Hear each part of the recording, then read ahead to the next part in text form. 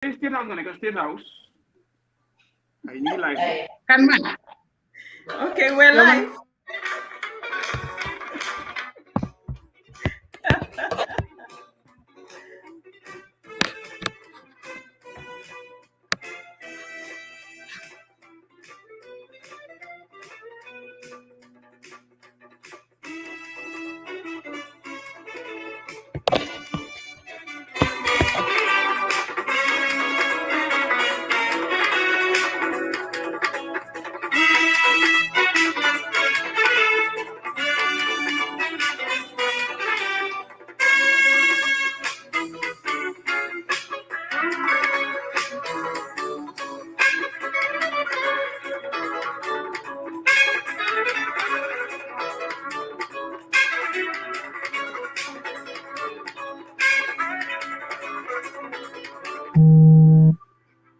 Oh my God, some people don't know when to call. Seriously. Okay, welcome everybody. We are live. Thank you so much for joining us here on the Lingard Post. I'm your host, Mama Lingard Sad. This is, of course, another edition of your show, the Social Issues Show. And today we're talking about absent parents, whether it is the mother or the father, whether it's divorced parents or parents that just decided not to be in the child's life, etc. So wherever you are, I'm saying hello, good morning, good afternoon, good evening. Thank you for joining us. Foo leen munti di nekk rek ñu ngi leen a nuyu di leen wax good afternoon, good morning, and of course good evening. Di leen nuyu fii si Linguère Post di leen wax ne we are on with another issue of your Social Issues Show. Today we're talking about tey li ñoo waxtaan mooy li nga xam ne mooy parents yi nga xam ne duñ fa dee nekk muy yaay wala papa yoo xam ne nekkuñ si li nga xam ne mooy life xale bi muy indi ay problème yoo xam ne xëj na dina ko indil ay problème muy papa bi wala muy yaay bi ndax dañ divorce ndax dafa nekk rek ne parent bi dafa dem bàyyi xale yi dinañ ci dugal li nga xam ne gars yi dañ ko dee ooyee visa xale yi visa yi ñoo xam ne xëj na dañoo ñëw gis seen gisante seen yaay yi fii o seen papa yi fii jël am ak ñoom doom am ak tubaab bi doom wala ama nit ku ñuul bi doom nga am sa kayit rek am sa visa nga bàyyi ko dem bàyyi ko xale yi bàyyi ko ak yëpp kooku nekk di coono so loolu tey la ñoo waxtaanee. Thank you for joining us here. Comme kako nyamin dorong albe dawoda mbaflay ko Allah baraka bake Allah lamay nyima la janto Linguère Post. Telom Allah host Linguère Sar amin Allah programme mon kamin sotali janto. Bimbe min kacha kan wolom bamalti wala famal mi yalon koy bukatara diningol la baluwoto. Walante buka diningol balundi walante mol mi yalon ko maybe inata Europe inin tubabol dingo soto janto e tubabol bula itata e dingol nin tubabol bula wo dingol la kuol fanan do fanan kacala janne bi so aflali kala baraka nyaata do manding be nomba kala janne nini re yalon ko Allah ta pour ka join programme min to alsego keno isa jen se kacha ken mo janto I have Nancy, I have Paos. Nancy, go ahead and say hello and then we can continue. Hello, good evening, wherever you are. Welcome back to Linguère Post, the social issue show, every Friday. Today's topic is it's going to be very interesting, a very personal topic too. I think some of the women on this platform, and curious to hear what our audience think. If there's anybody out there who is living it, who experienced it, sometimes we've seen these issues play out on social media. So yeah, thank you for tuning in. Paos Ananga, Paos. we have to apologize on behalf of Esa. Esa is busy. He was in Gambia for the campaign, but hopefully by next week he'll be joining us regularly again. Okay, Paos, ñu bàyyi la nga nuyoo ñu continue. waaw asalaamaaleykum gars yi fana namoon nañ leen ñun it's been a while since last week we are back here again same people same place te nag moom tey da ngeen maa baal background noise yi ak up and down bi parce que maa ngi liggéey kaay waaye mënu maa ñàkk a wax ci programme bi nii so yeah it's going to be a very interesting topic te comme ni ko ma waxee rek fana vraiment xam naa affaire yi am na ko amee da nga ko rafetal xam naa si gàttal daal mooy doom yi one night stand yi tamit ci la bokk. waaw xëy na tey moom bëgguñ mi kenn déglu at xol waaye nañu déglu at xel te xam ne li ñu fi wax yëpp tey ay jàngale la I share of experience, and in the end now we come to a solution bi nga xam ne can benefit society and ñun ñëpp ku nekk jërëjëf. Thank you, Pa Ous. Comme ni nga ko waxee doomi one night stand yi tamit si lañ bokka unfortunately ñu rafetal wax bi rek waaye it's all the kids yi nga xam ne all xale yi nga xam ne seen papa yi seen yaay yi nekkuñ ci seen life and gis nañ fi surtout in Europe the statistics are very very dire si xale yi nga xam ne most of them ñi dee nekk in gangs they are from single parent families most of xale yi nga xam ne itamit ñu ngi nekk si situation boo xam ne xamuñ na tubaab lañ xamuñ na nit ku ñuul lañ bokkuñ fenn xamuñ seen culture parce que seen papa yi ñëw nañ xëj na gis fi tubaab wala gis fi sa moromi nit ku ñuul nga bëgg a kayit si moom nga sëy ko takka ko am kayita moom nga bàyyi ko whether is jigéen bi o bu góor bi loolu dañ ko fi dee gis muy xew waaye most of the time itamit nan si comme ni nga ko dee waxee rek most of the time jigéen ñi ñoo dee always am the burden of looking after these kids most of the time am na góor yoo xam ne tamit am nañ loolu jigéen ñi bàyyi leen doom yi dem but most of the time jigéen ñi ñoo dee nekkal nit ñi nga xam ne ñoom ñoo dee am the burden of looking after xale yi nii nekk ay single parent ndax mu nekk bu tubaab bi ndax bu nekk bu nit ku ñuul bi and like I say tubaab nit la comme ñun so foog ñu itamit sóoraale ñoom itamit seen doom yi nga xam ne ñu ngi koo am fii nii si west bi ñu nekk si coono bi ñoo nekk xale yi duñ xam seen roots xale yi duñ xam kan moo leen naka la ñoo dundee li nga xam ne mooy seen mixed race heritage bi muy nekk loo xam ne daf leen dee sonal nga gis yenn xale yoo xam ne dinañ maaga nekk si drogue bi nekk si yeneen parce que mënuñoo identify bokkuñ fenn muy indi problems yu bari nan so yooyu noonu yëpp tey lañ bëgg a waxtaanee surtout ñun si suñ Gambian community bi tam gis nañ ko fi whether we want to believe it or not am nañ xale yoo xam ne visa xale lañ ñoo xam ne seen papa yi seen yaay abandon nañ leen dem seen yoon am na ñoo xam ne itamit like we said xale yoo xam ne lañ ñu seen parents yi doon sëy sometimes dañ dee wax ne bu góor bi tasee ak yow dafa tas ak sa doom yi tamit loolu lañ gis ñu bàyyi xale yi tamit dem seen yoon mu mel ni loo xam ne itamit it's very serious and we're seeing it happening again gis nañ léegi xale yi whether we want to believe it or not xale yi fi mu nekk nii surtout xale yi africain yi dañ bokk si ay gangs bokk si lifin because they're looking at identity ni ñoo identify seen boppa they're looking at a way of identifying with li nga xam ne moom lañ nekk around so all of these things contribute to li nga xam ne mooy the abandonment of kids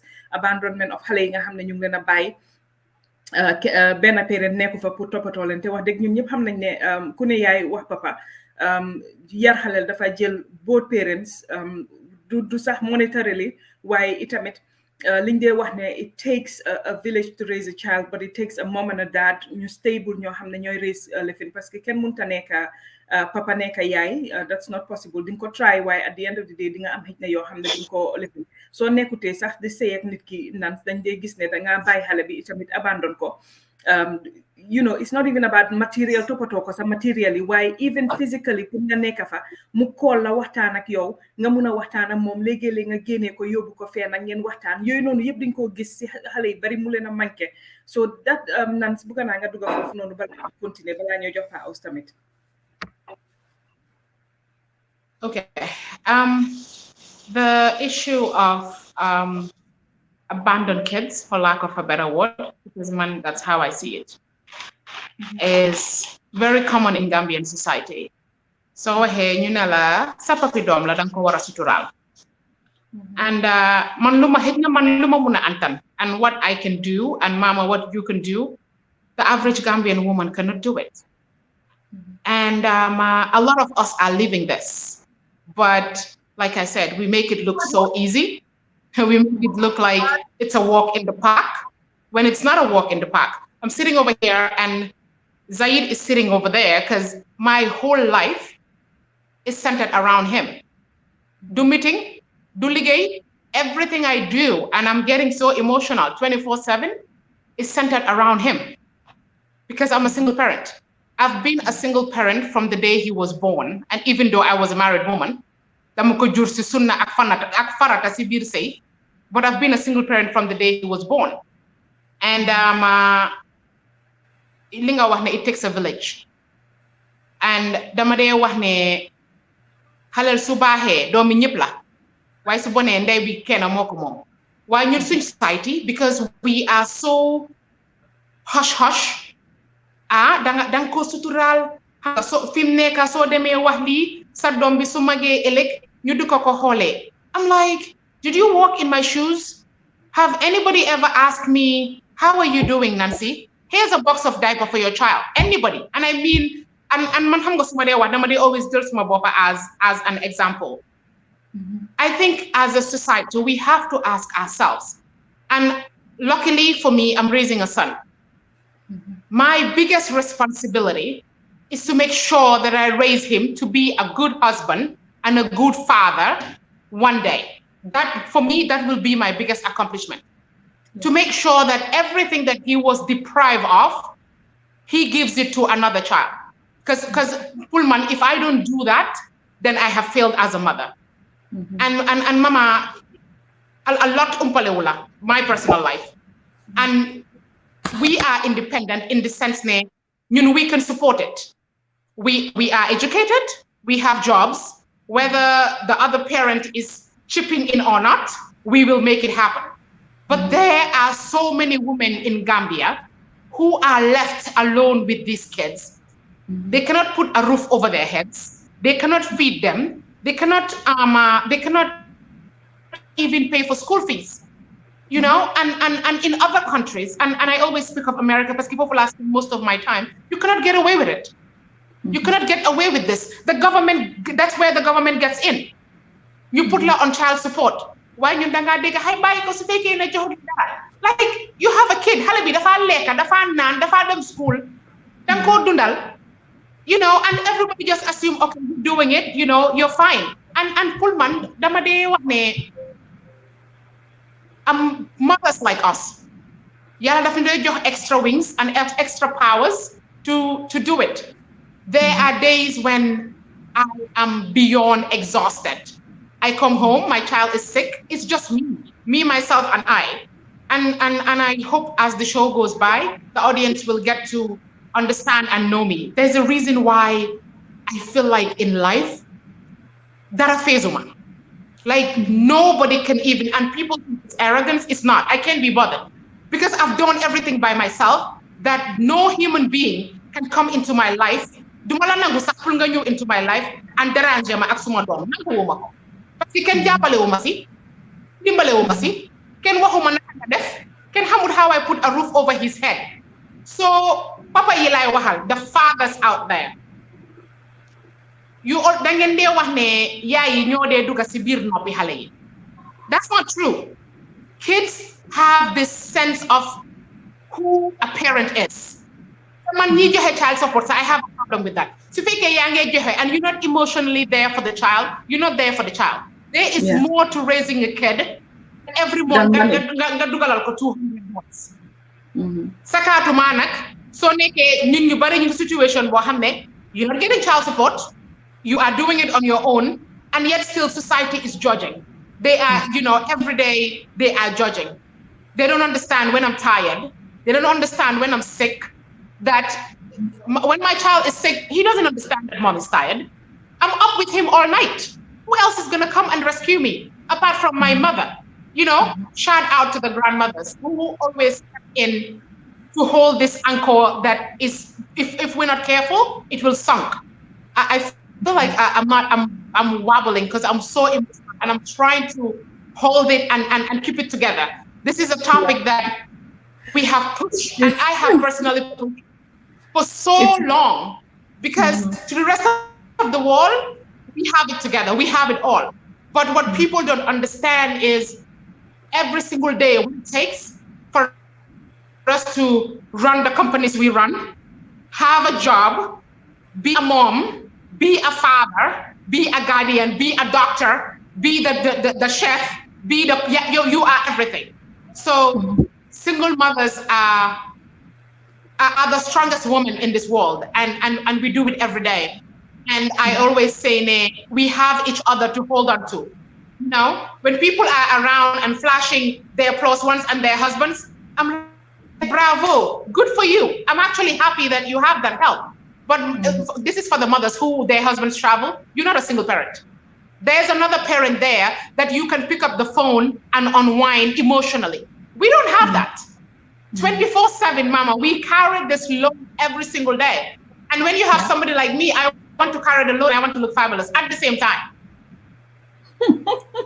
So I want to hear a male perspective. I feel like I'm so emotional. I'm not even making sense right now. No, you are. I'm going to read some of the viewer comments, Fini. Aneta, if you know the number of men that have taken the back way without thinking twice, the mothers are left to bear it all. Some got to their destination and made the decision to have a new wife while they abandoned their children.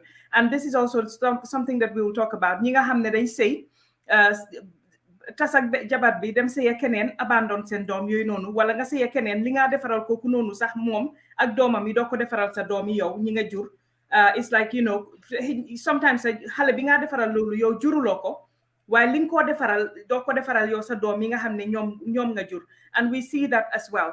Aisha Balde mu ne we need to talk about children with both parents at home, yet the responsibility lies with the mom.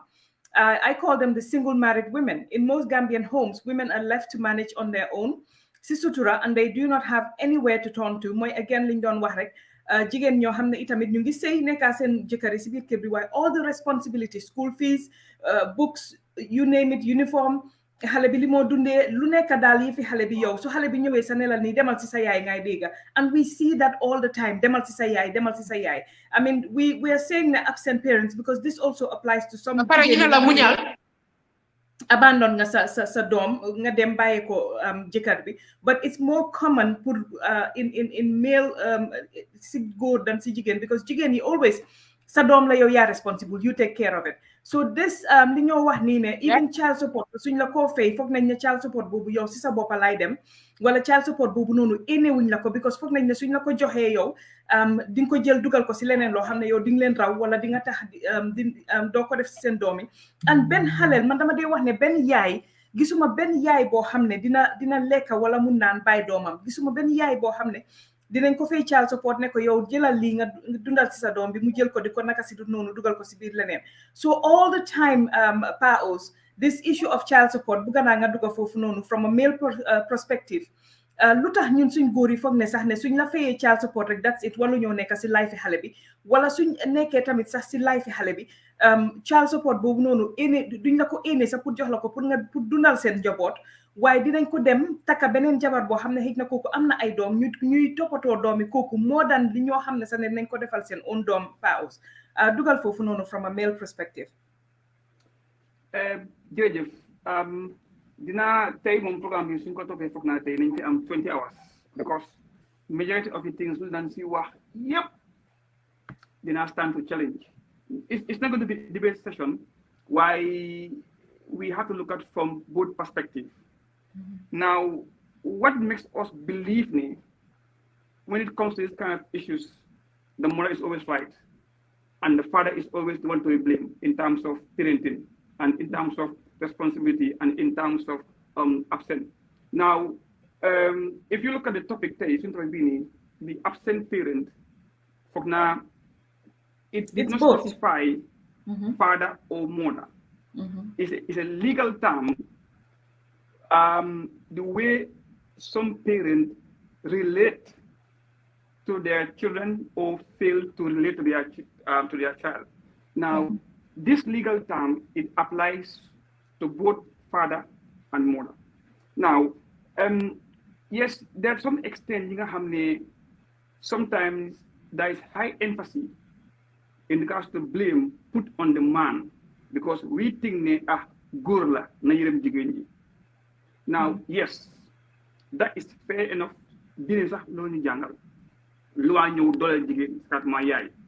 Now, let's also look at yenn kind of solutions yi nga xam ne dañ ko put on a burden of a father. Fii in Europe right now is very common. Jigéen ñi live and I don't care that much life in their marriage, simply because they have the upper hand in the first instance. But you will look at when these cases do go through the only due process of law, in the end, justice will be served, but always in the interest of the child. Now, the first legal custodian of a child is the mother. All English law and all religion moko dogal, unfortunately. Now, lim la one moy ne sympathy and empathy bu jigéen mun a am si doom fekk ci góor. Now, góor gu mag ba fall a victim or been accused of those things, you should always remember you were once a child and under your mother. So when you go take a husband, you expect the same thing to feel like a cycle. Now, go digga sax at papa what the whole luy duga si jabar. Now we mentioned the word child support. It's not called support. It's not called mother support. It's a child support which could be given to both mother and father. But the notion that a child support automatically daf dee doy sax xale bi sakatuma yaay bi di si def jëfandikoo xam nga lu ma laa yëgal. maa ngi ñëw léegi why do we believe ne a child support belongs to the mother in the first place? A child support the father. No. Si Alquran, si kayti tubaab yi yëpp, father is responsible for the welfare of your child. Ayi. Definitely. Wante taxul ñu ko sof. Cannot run away from that responsibility. And I think ne li ngeen dee wax ne jigéen yi Europe yi dañ dee def. Xale bi ma biir mama meema bilay mama meema pa os bii nii xale bi maa ko biir 9 months eni ko 9 months. Suma tanka yi di néewi mënuma sol suma high heel yi man nga xam ne ñëpp am nañ ne dama bëgg high heel suma biir xol bi. This pregnancy stopped me from rocking my heels, number 1. Number 2, my body have changed. Lu ma lekk xaw ma ko seede yàlla gis nga yaa ngi ko bañ ba yaa ngi dem sa internet baa ngi acto paos méttiti njureel métti na métti goo xam ne suma jàng alxuraan soriwut de waaye xam naa li si yàlla wax si yaay ñaata yoon la wax yaay balaa ngaa agsi si papa so damay wax ne the problem we have paos is the lack of empathy. We are not raising our men to have empathy. Te suma yaay lim ma dee wax góor bu la ñee du la dooli dama na ma ko dee wax man am that one woman boo xam ne man benn góor du ma may for some reason maybe mokkuma poch maybe I'm too proud góor du may a man wouldn't even first of all they see me they already sizing me up. I'm not the woman that men give anything, be it a husband, a boyfriend, or anything. Men don't give me crap. So when you talk to women like me and you're like, cellular, for what? If I have to put a roof over my head, feed myself and my child, why do I need a man for? To do what? To have the extra responsibility? Nga yoga suma poti malo. Henya mana say bena couple ñoo leka. Suma si bolé jëkkër ma def ñaar. For what? After buma biré ba wasin xalé bi ba pare. Paos, harama joxat la, it's your turn to talk.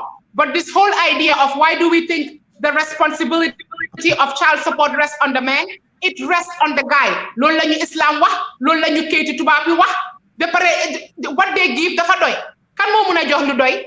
Do you know how much yeneen dëkk but America, do you know how much percentage of your salary they give to these kids? Do you know how much it costs to raise a kid? Yow xam nga si dara parce que yaa ngi dëkk ak sa doom yi. Yaa ngi maa dégg right now. Dégguma la sax bëgguma laa dégg. Okay. Mama mute ko. Go ahead. Xam nga gis nga mama. Agal mo nta pour wax. Gis nga jigéen ni ngeen ne waxee ne suñu neexee góor ko si alxuraan ñaay jabar. Tey is very nice tey ñu ngi code naan alxuraan tey loolu la wax tey gis nga at loolu la wax. Waaw loolu la wax. Loolu la wax ba waxati ko. So which means society, gis nga society how they operate. Ni ku nekk nag bakken jàmm la bëgg moo tax mu nekk ci kaw. Whatever favors you, that's when you code. But again, of course. Thank you. Now, moo tax nag suñu waxee góor yi. Jakong send Mola Chris the stream link. Ñu xool moom lan la bëgg a wax. But fu ma waxee mooy ne gis nga affaire yi child support is given to whoever has custody of the children. Loolu kenn su fekkee ne yaay moo amee custody of the children. For example, man suma kër man suma caay bi nekk ci doom yi xaw sax ñaata la. I don't care, I don't want to know. Because I'm not my friends every week more per child support fukki at or child benefit. I don't care. Xam nga yow moo tax ma la dee wax yow you are the exception to the rule. Am na góor yoo xam ne si Europe bii dañoo xëccoo ak jigéen ñi child support ñu ko xaaj si digga bi pour ku ne because dañoo forcer sa ne ñoom dañoo téye xale yi 50% pour yow ku nekk ngeen xaaj child support bi si diggante bi su nekkee 100 euro ñu jox ko moom 50 euro jox la yow 50 euro. That is what we see happening here. So you're the exception to the rule ne am na góor yoo xam ne, and we have to acknowledge that am na góor yoo xam ne faale wuñ li seen jabar di liggéey, faale wuñ li seen jabar di am, faale wuñ what is coming to the house in terms of child benefit pour xale yi, because child benefit ak child support is different. Child benefit mooy li nga xam ne xale bi daf ko entitled every month dañ ko jox. Child support moo xam ne mooy loo xam ne soo leen séparé child support boobu la ñoo fay jigéen bi wala góor bi ku munti di amee xale bi di ko look after. So there's a distinction there. Léegi ñun liñ gis fii si Europe bi most of the time mooy ne fii góor yi sax dangaa dëkkaa ñoom si biir kër di sëy ak ñoom child benefit boobu noonu ñu ne ngeen xaaj ko si diggante bi. So doo leen blame jigéen yi soo leen toppatoo wutee joxuloo leen ñu lekka, joxuloo leen ñu naan, joxuloo leen ñu sol, ñu indi tam child benefit bi nga xam ne itamit moom la moo am every month ngeen xaaj ko si jigéen bi digga ngeen ne ko tamit ne na fay bills comme yow soo fayee bills moom na def lekka, na def naan, na def xale yi seen buba, na def lii, na def lale. Doo leen mun a blame jigéen yi kon tamit bu fekkee ne jigéen yi tamit duñ leen naka lañ ko dee wax ñu dem ba si kanam ñu soona parce que definitely dafa mel ni da ngeen jël rek acc leen yëpp jox lefin leen yëpp ne leen ne yow doo suma jabar, yow suma lefin nga li naan si di wax because yaa ngee liggéey loo indi si kër gi dañ koo xaaj si digga. That means, and like Sami is saying, child support is not even enough here to cover all expenses for a child. So again, if you take that excuse, because I'm paying child support, I'm not going to be in this child's life, then what is your role as a father? We're not even talking about the monetary. The monetary aspect aside. Yeah. And we look at the physical presence of a man in a child's life, of a woman in a child's life. Su fekkee ne Aneta comme lim wax nga am koo xam ne yaay boo xam ne abandon na la dem ñaata years yow gisuloo ko xamuloo si ban situation nga nekk amuloo that mother figure in your life, and the same way the majority of kids are growing up without their fathers. One because divorce ngeen góor gi ne divorce na doom yi tamit ngeen dem mu am yeneen doom si feneen ñi moo toppatooyee ñooñu xëy na sa kooku mu am ay doomam li moo defal doomi kooku du ko defaral doom yi mu jur ak yow. That's what we're talking about, the physical presence. Ñu am tamit this visa kids yi nga xam ne like we said, kids that are born from people that think they are using these women to get papers, and they use these women to get papers, and then they abandon these kids. These kids do not have this figure in their life to support them. How does that affect the society? And we are seeing statistics that is showing us that these kids end up in gangs, they end up with drug abuse and all of these things because they cannot deal with the emotional burden of the things that they have to think about. Mama, so my help. Mama, we go back to the Fahala relate as soon first day program be after we re-enter Gambia.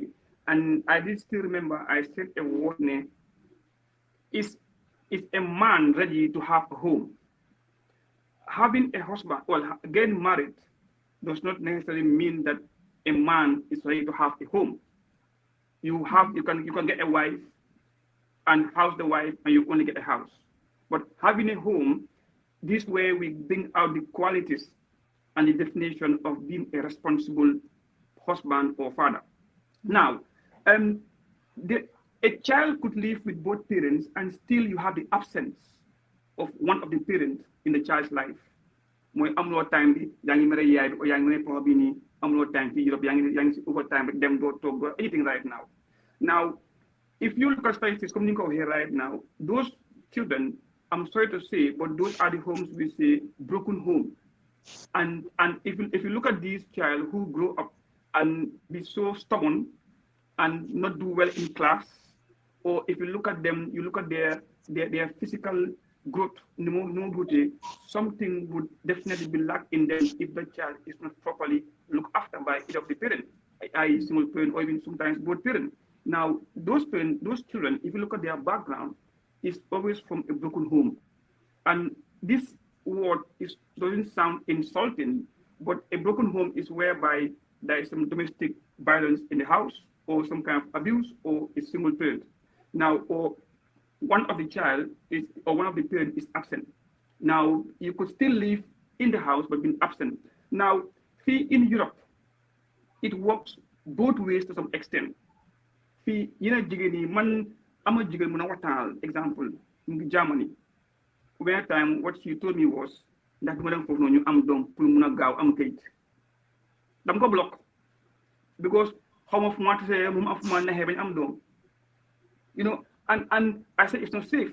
Now, the law is so much in favor of protecting the child and the mother first, because they are vulnerable. And in every aspect of life, even in war, women and children are forced. In everything, women and children are forced to be considered. And now the law comes in to protect these two in society. Now, good bu the whole jigen lum am. In the first place, I don't know how you've been able to get a wife. Tam jigen tam they won't understand it. Suñ demee si jumaa ji jël jigéen taka de dundee taka nit ne pour am di confident ne things will be okay.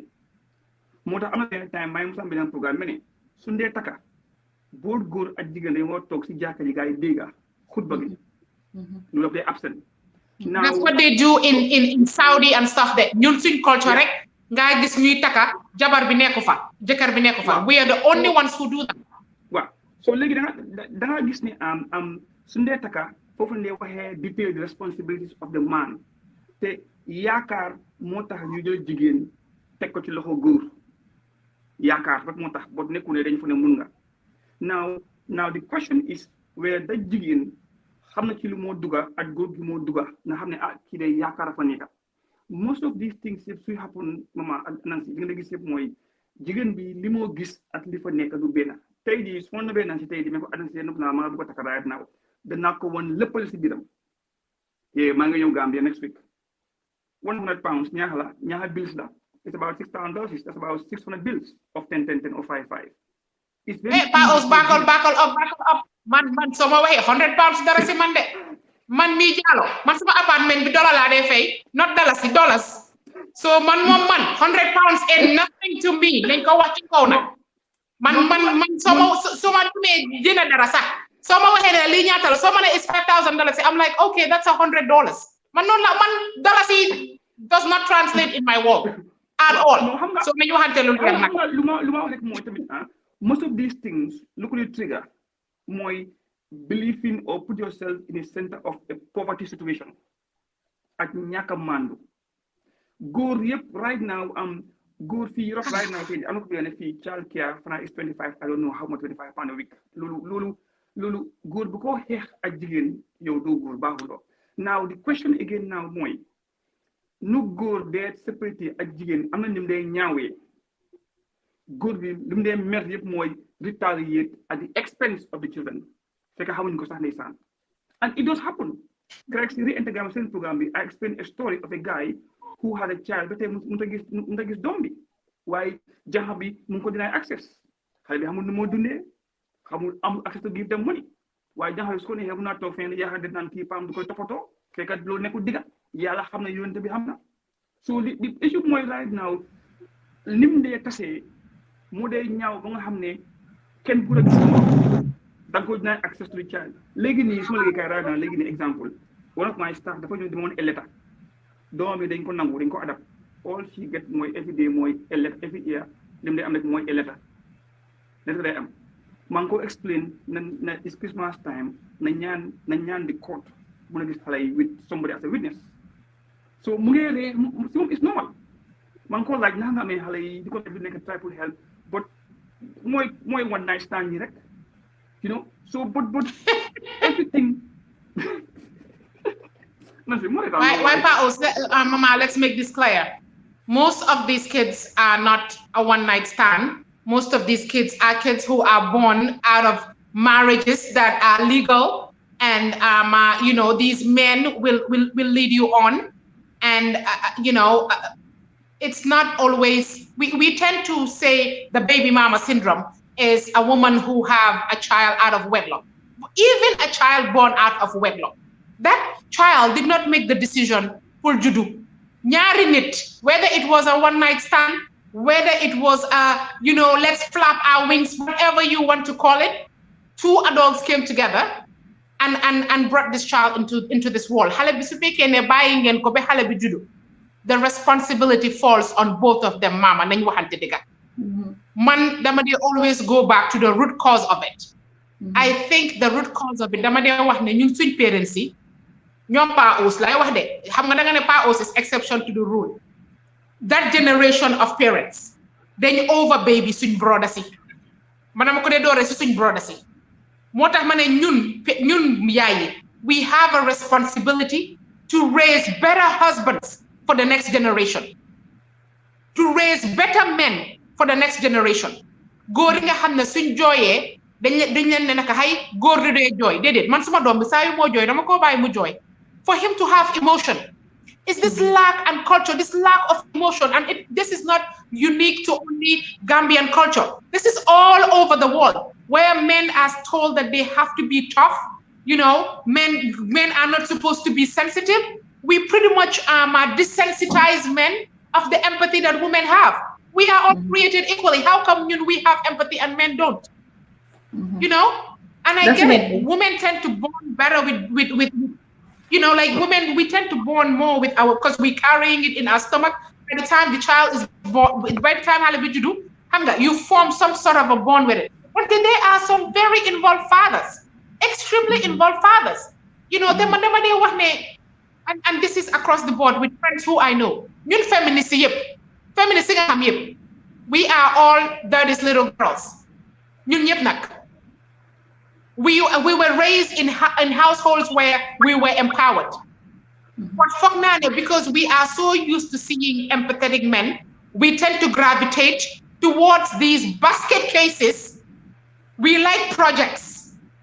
Out of 7 billion men, you them deal projects, we can fix them. Mama is closing her eyes because she knows exactly what I'm talking about. We tend to gravitate towards these projects because we feel like we can fix them. We have a role to play in it. We have a role to play in it. So if I take myself for example, where I was raised in a household where my uncle is a civil engineer,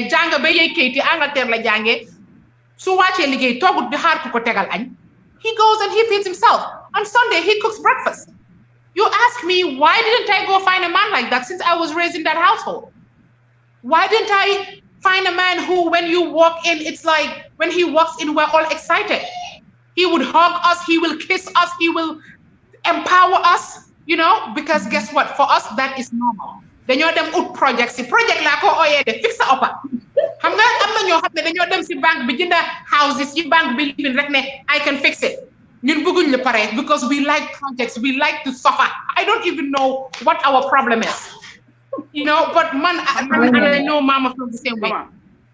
Yeah. Mama. I'm not there is no excuse for abandoning a child, but circumstance can let you abandon your child. What circumstance? No circumstance, unless you have a mental health issue. No circumstance should push any parent to abandon a child. Let me come. No circumstances. There is no excuse. I don't care what the excuse is. Either parent can measure the amount of love or responsibility being a amsadom. Can you? Yeah, the munga when Marco did 9 months, Marco number. Lola jigen di wax. Why go to Muna Wane, so for Nekoton do 9 months by the number. So Kutineka, by virtue of nature, I'm got a role to play. Hence we say a parent. Now when one of these is absent, we call it a broken home and a single parent. Now the question comes in now, when the process of having that breakaway, how was it done? Legally it could be as a matter of injunctions, court orders to stop one of the parents from even going any near to those children in your period of the figure. Now, why no the fact there's violence involved? Hej na door nga sa jabar wala def ko lo xamne court bi feel na ne dañ am pour protect sa jabar ak sa doom yi from that violence. So that is different. Now the one thing we have to understand, English law would eventually take children and put them in the government system. That is not to the advantage of either parents in Gambia or Senegal. We want to raise our children not by the system. Now, when those things do happen, jigen mun na mer jote jikaram call police, call social service. At that time, yangi mer jote ngeen o do na la. Now, what is more painful, I'm not trying to justify do jigen or abuse jigen. It's wrong, it's evil, it's bad, number one. But listen very carefully right now. What is more painful than abuse 9 months, nga live nga jug doom nga jote ajikaram nga call social service guy ñu daha góor gi get out. Now let's look at fayda bi ngeen wax ci jigéen fayda bi ngeen bëgg dugal seen doom yi yéen jigéen ni ngeen bëgg jëlee seen doom bu góor pour mu mag ëllëg nekk góor gu baax amee jigéen. What makes you think that the same principle or the same fayda what applies to the God himself? Now, now woman go abuse or take advantage. Now, a man and a father too would sit down and say, listen, Lee Hauna right now, let me take a step back. Because one thing we are very certain of, dom jumak oti bay or oti dom sumage kan ko jotali sa bay o sa telefon. Now, let me figure when you get to a stage. The first problem, and we have to address in the end of this program, towards the end, more the root cause. There had been a sign of violence and domestic abuse happening. Now, not necessarily powers. Sometimes there's no violence. Go ahead. An abuser is mostly good than nehal now and often. The sequence and the pattern of that good that I give a nehal is highly likely an abuser. Because the fact that you nehal that is one of the signs of an abuser, which we can't deny. Now, again, how about if we have problem? Why can we go back to basics? Go back to base. I'm not my uncle. I'm not nangam ni. Dafa neexut ba neexut nak. Nga dika yor di £400 nga am jabar doom nga divorce nga am a doom somewhere. Jigéen gi mu la ko la tek yoo xam ne mënuloo ko. Ma tamit yeneen saa yi tamit fii toppatoo doom benn luwaa waru ko wax góor. Li nga jox sa doom benn luwaa waru ko wax góor parce que yow xam nga sa doom li nga ko war a jox. It's your responsibility. But now, neex na tamit nga si a jànga A tey nga si a jànga B nga am dooma jànga B jànga A ngeen amoon doom muy si ak keneen soo ko joxutee mu yaa sa def dina te most cases lu common in Europe mooy jigéen daf dee bëgg a deny access the father to the children. Ñaata góor ñoo mun a am that resistance ne man de sama doom di ma ko aaye dama ko toppatoo. It's an insane thing to say, but if you go to reality, ndax xol mun naa jël góor ak doom nim neexee ñu aay la ko ba pare expect naa ko jox xaalis. Now am na góor yoo xam ne duñ jox yaay xaalis de but dañ jox doom. Am na góor yoo xam ne su xapu ne dañoo confiscate the phone of the child ne su bëggee wax man na ko sudu yaay su ko yaay bi teg téléphone bi oo block ko. Now these are all things consequences yi nga xam ne what will happen sax because yow ñu dul joxe te duñ kool nag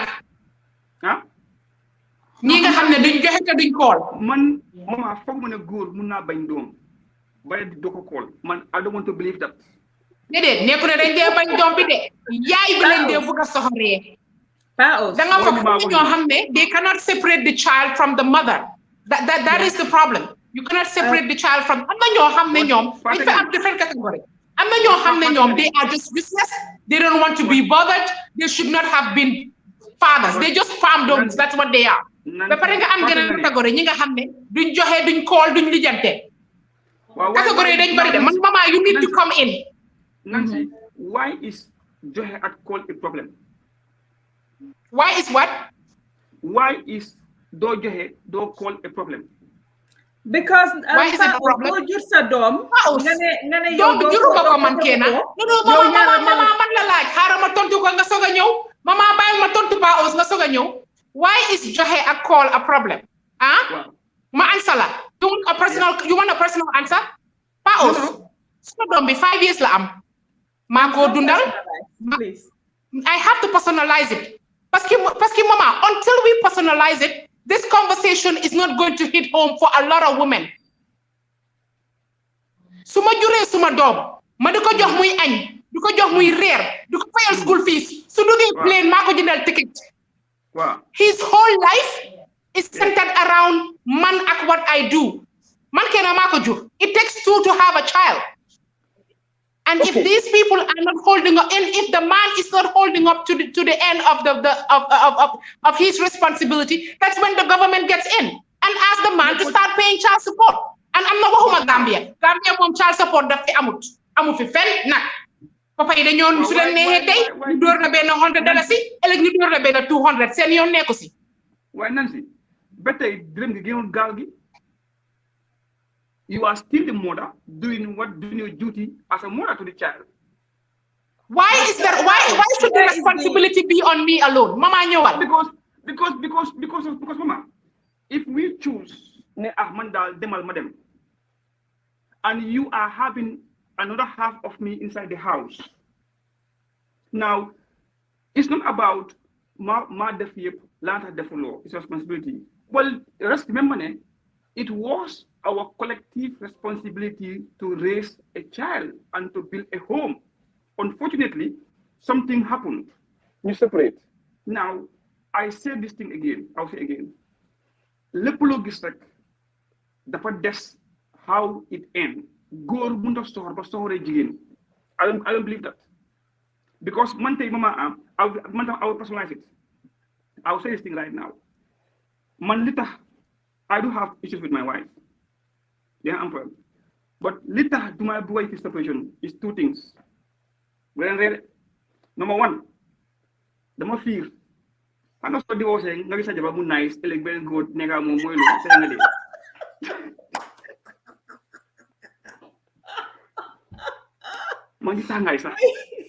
no, that's number one. Number two, mama, I'm not talk to Benekir. Nga toog tey guddi sa doom yi nekk si one cabinet sa ex-wife nekk si beneen cabinet beneen góor how would these children look at ne suma yaay de is in another room with another dad or another guy apart from my dad. Number three mooy suma doom ni ma leen yaree at the attachment I have invested in them amul benn góor bu yàlla sàkka bu mun a meet those demands on them. Amut. So if they miss me, I respect that. Xam nga lu tax ma respect loolu. Am na góori Gambia yu diis yoo xam ne tey yow li nga admit nii tey duñ ko musa admit ci seen life. And I am glad that we are talking and you are coming up. Nancy was right. Maybe we need to personalize this a bit more. We're gonna hit home for the people that are watching us. But li nga wax la, yes, yow fiir nga bëgguloo gis sa jabar ak beneen góor. Buguloo gis sa doomi nekk ak beneen ñu nekk si benn néeg di dégg seen yaay or whatever ak beneen góor si beneen néeg li nga admit nii tey ñu bari duñ ko doon admit but there are a lot of men yi nga xam ne ñoom itamit ñoom ñoo choose pour abandon jigéen bi ñoom ñoo toog xëj na gis keneen ne kooku lañ bëgg ñu ne fi mu nekk nii dañoo abandon ki ma amoon fi mu nekk nii kooku noonu am na ay doom am na yaram lefit na nii damaa dem léegi slay queen yi laa bëgg am naa xaalis jàppale na ma comme ni nga ko waxee woon fii last time bi jàppale na ma dem school léegi taxaw naa am naa kayit am naa liggéey bu baax after ma graduate so léegi mun naa koo bàyyi ma dem uti koo xam ne it's more to my level according to ñoom ni nga ko dee xalaatee so again the problem is Pa Ous góor yooyu noonu lu tax ñu dee fone ñoom suñ abandonné jigéen bi sa war nañoo abandon doom yi tamit parce que doom yi loo upgrade doom yi tamit danga leen war a upgrade sa su fekkee ne yow a real man number one and number two suñ brothers yi ko sañ a wax Pa Ous they come here and marry these white women have babies with them and abandon them. There was this child because man dama dee liggéey a lot with these kids fii nii man activism moom fu nekk fu ma dem dama ko dee yóbbuwaale And sometimes I talk to these kids, suma xariti doomi or whatever, ñu ñëw si kër gi may waxtaan ak ñoom. Some of them paos kii def ma ne mu ne moom bi mu dooree di ñëw suma kër la door di xam about Africa, xam about culture and stuff like that. This is a child boo xam ne mu ne moom te xale bu jigéen half caste mu ne moom papaam bi mu leen a abandon daf leen ne mu ngi dem si boutique bi ñëw sa lañ ko gëj a gis ba saa si yàlla tey sii ba mu amee kayitam yi ba pare. xam nga mama gis naa xam nga one thing tamit li nga xam ne man when I came to UK dama ko first swear in ne duma ever never am jàngi tubaab I will never ever and bi ma toxee ba bëgg am kayit I want to join the army because su ma benn am ku la advice ne moom bul am tubaab mu nga fase ko soo amee kayit waaye again moo tax yéen jigéen ñi please dañuy tànn seen góor yi yéen góor ñi tamit please dañuy tànn seen jabar yi bul gis diw sangam rek ne kii mooy waaji it always down to kër bos ñu ne am sa kër bi nga jógee ko it tells a lot about who you are.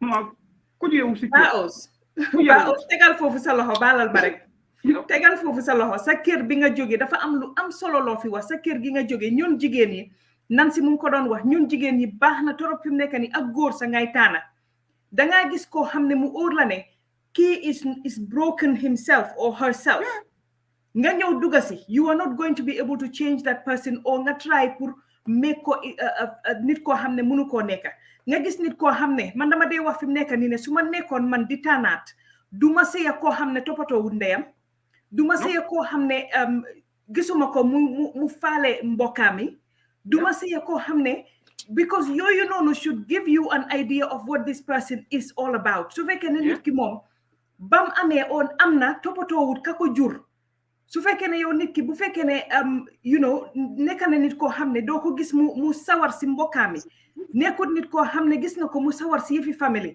boo ci duggee yow jigéen gi you are just making the same mistake ne kii amul yërmande pour yaayam mënta am yërmande pour yow mënu koo am pour sa doomi it's as simple as that and I know Musa Jeng suma brother mu ne dafa disagree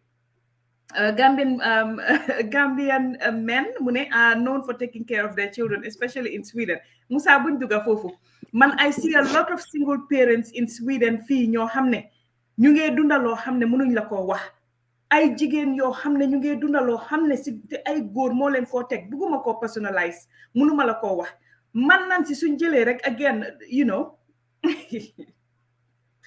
suñ jëlee rek Nancy looking at man suma own case man sey dagan na tas dagan na nga tas nga ne dangaa dem liggéey dangaa dem nekk sa réew nga liggéey jox ma suma doom yi ma dem liggéey ñu ne la déedéet and you come nga ñëw toog Sweden nga ñëw toog fi xëy na doo mun a am liggéey bi nga amoon Gambia or whatever dama gis ne noonu yow soo foogee ne you're doing it because yow dangaa naxaral jigéen bi sa doom yi the kind of life biñ mun a am ak the kind of environment biñ mun a dunda ak li ñoo mun a dunda ak the foundation biñ mun a am Gambia ak yëpp xañuloo ko jigéen bi sa doom yi tamit nga ko xañ so dama bëgg ñuy bàyyi di wax ne bëgguma ñu dugga sa into Sweden because suñ si duggee su jigéeni Sweden yi ma seetaan suñ koolee tey fii nii pour wax ñoom li ñoo daj ak seen doomi si gang yi ñoo dugga ak yeneen yi xew definitely dinañ ko lifin moo tax dama bëgg ñu generalize ko but Nancy looking at these things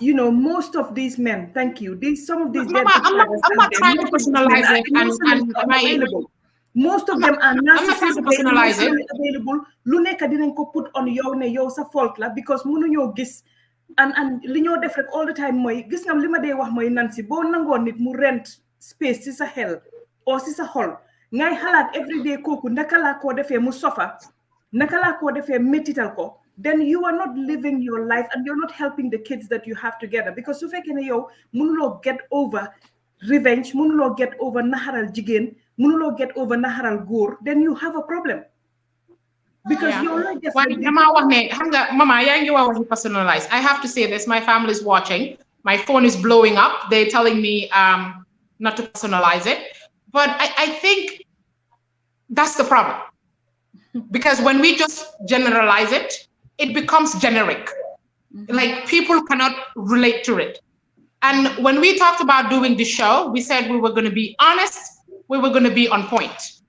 And I apologize to my family. They're watching, especially the closest human being to me, my sister. She's watching. I'm sorry that I'm putting my life on the line, but this is something I'm passionate about.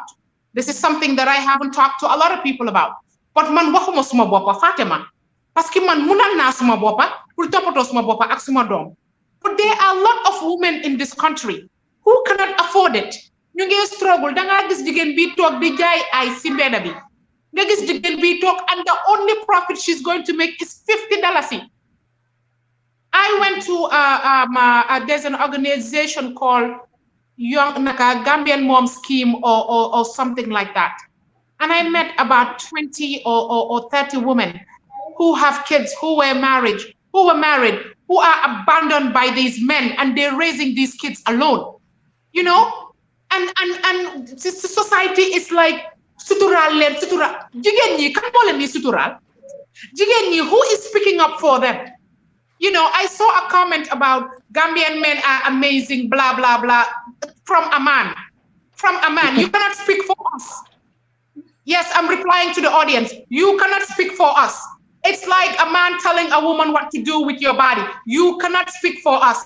Especially, you can say, speak for yourself, your experience. When women speak up and they talk about the things, the issues that they are experiencing with men, do not discredit them.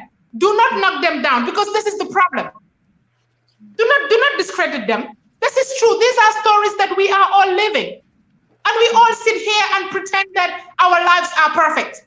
You know, and lolo is the problem. We use social media to portray this life of perfection. This life of, you know, everything is perfect. Man, I always thank Allah. I am not a pretentious person. I don't have time. What the rest of the world think of me, it's none of my business. It is my life. I have lived it. I will be bold. I will be loud. I will be unapologetic. Parce que ken waxuma ma def ko ori Henry Gomez. Ken waxuma naka ba ma si nga def ma ngi tane. Nobody picked up the phone and checked on me and asked me how I was doing. Family and friends, nobody. And then I'm sitting over here and you expect me to speak. I will not speak good on nobody who did not deliver your end of the bargain. I was in a damn marriage. I am so getting pissed right now. To tell me not to talk. This is a conversation I'm passionate about, and this is not only about me. Jigen, you bari Gambia. They're not helping them. Then you want to take a paos. Domestic violence. Sometimes domestic violence does play a role in it. Most of the time, it's not about that. These men, they are trying to punish the women.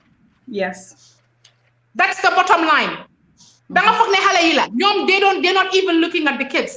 They are looking at you. Mama yang fi wax ne kuy topato ndeyam du ignore du ñaka topato domam. Dama disagree ak yow de. Motax man fim nek dama confuse sax ci conversation bi, because I don't even know what makes sense and what doesn't right now.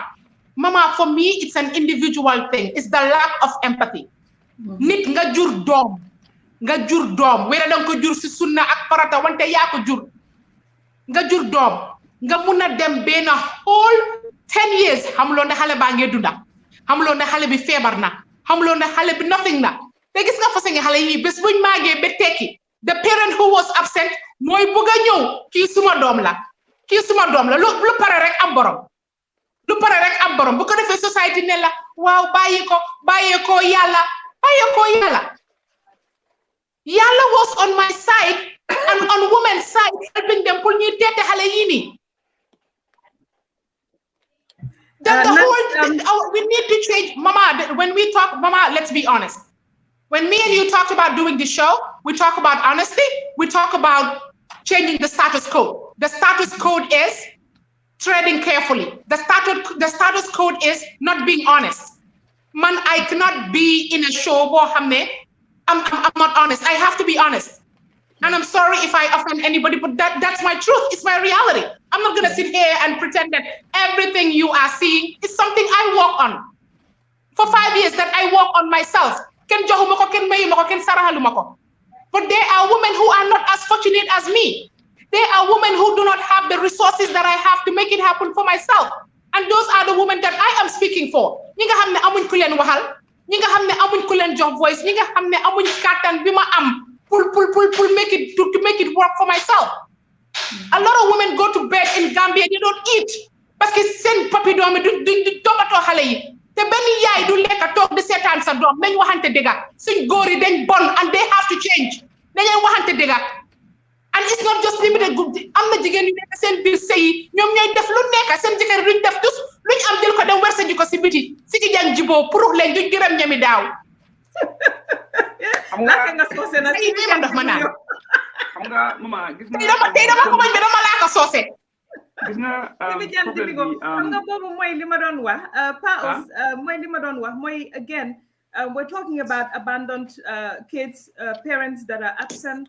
And it can happen. am na ñoo xam ne comme ni ko Anita waxee it's either your mom moo la abandon wala sa papa moo la abandon, but most of the time these kids the responsibility to care for them lies with the mother and mother. Sometimes it would seem as we're siding with women, but this is what we're talking about. And comme niñ dee wax rek again foog ñu waxtaan itamit ñu raise the voice for people who cannot speak. Man tey man mun naa wax Nancy can speak up for herself. We are independent enough mashallah ba nga xam ne mun nañoo toppatoo suñ bopp toppatoo suñ doom loo ñu sànni itamit sax in terms of nga pour métital ñu wala pour naxaral ñu dinañ ko mun a dinañ ko mun a overcome. But there are people ñoo xam ne amuñ that voice, amuñ that strength te ñooñu la ñoo waxal fi mu nekk nii because we have to have these conversations to change our society. nga nekk góor wala nga nekk jigéen nga abandon sa doom o ngay sëya nit nga fa ne boo sëyee ak moom yow boo nekkutee wat si live bi kooku noonu danga ko war a naxaral sa doomi in the process. You're not helping the situation. boo nekkee itamit nga sëya tubaab nga abandon nga am sa kayit nga abandon xale boobu noonu, you're not doing that service to that kid. You're not doing a service to yourself because xale boobu noonu laajte wut pour nga jur ko bi nga ut sa kayit boobu noonu. The least you can do for that person. We are very selfish. We are very selfish. There are, especially in Germany and there are a lot of kids who are abandoned by their parents. How many times do we see on social media a biracial kid looking for his or her father, and they have no information about these men? Zero information. You know, and then that. Nancy.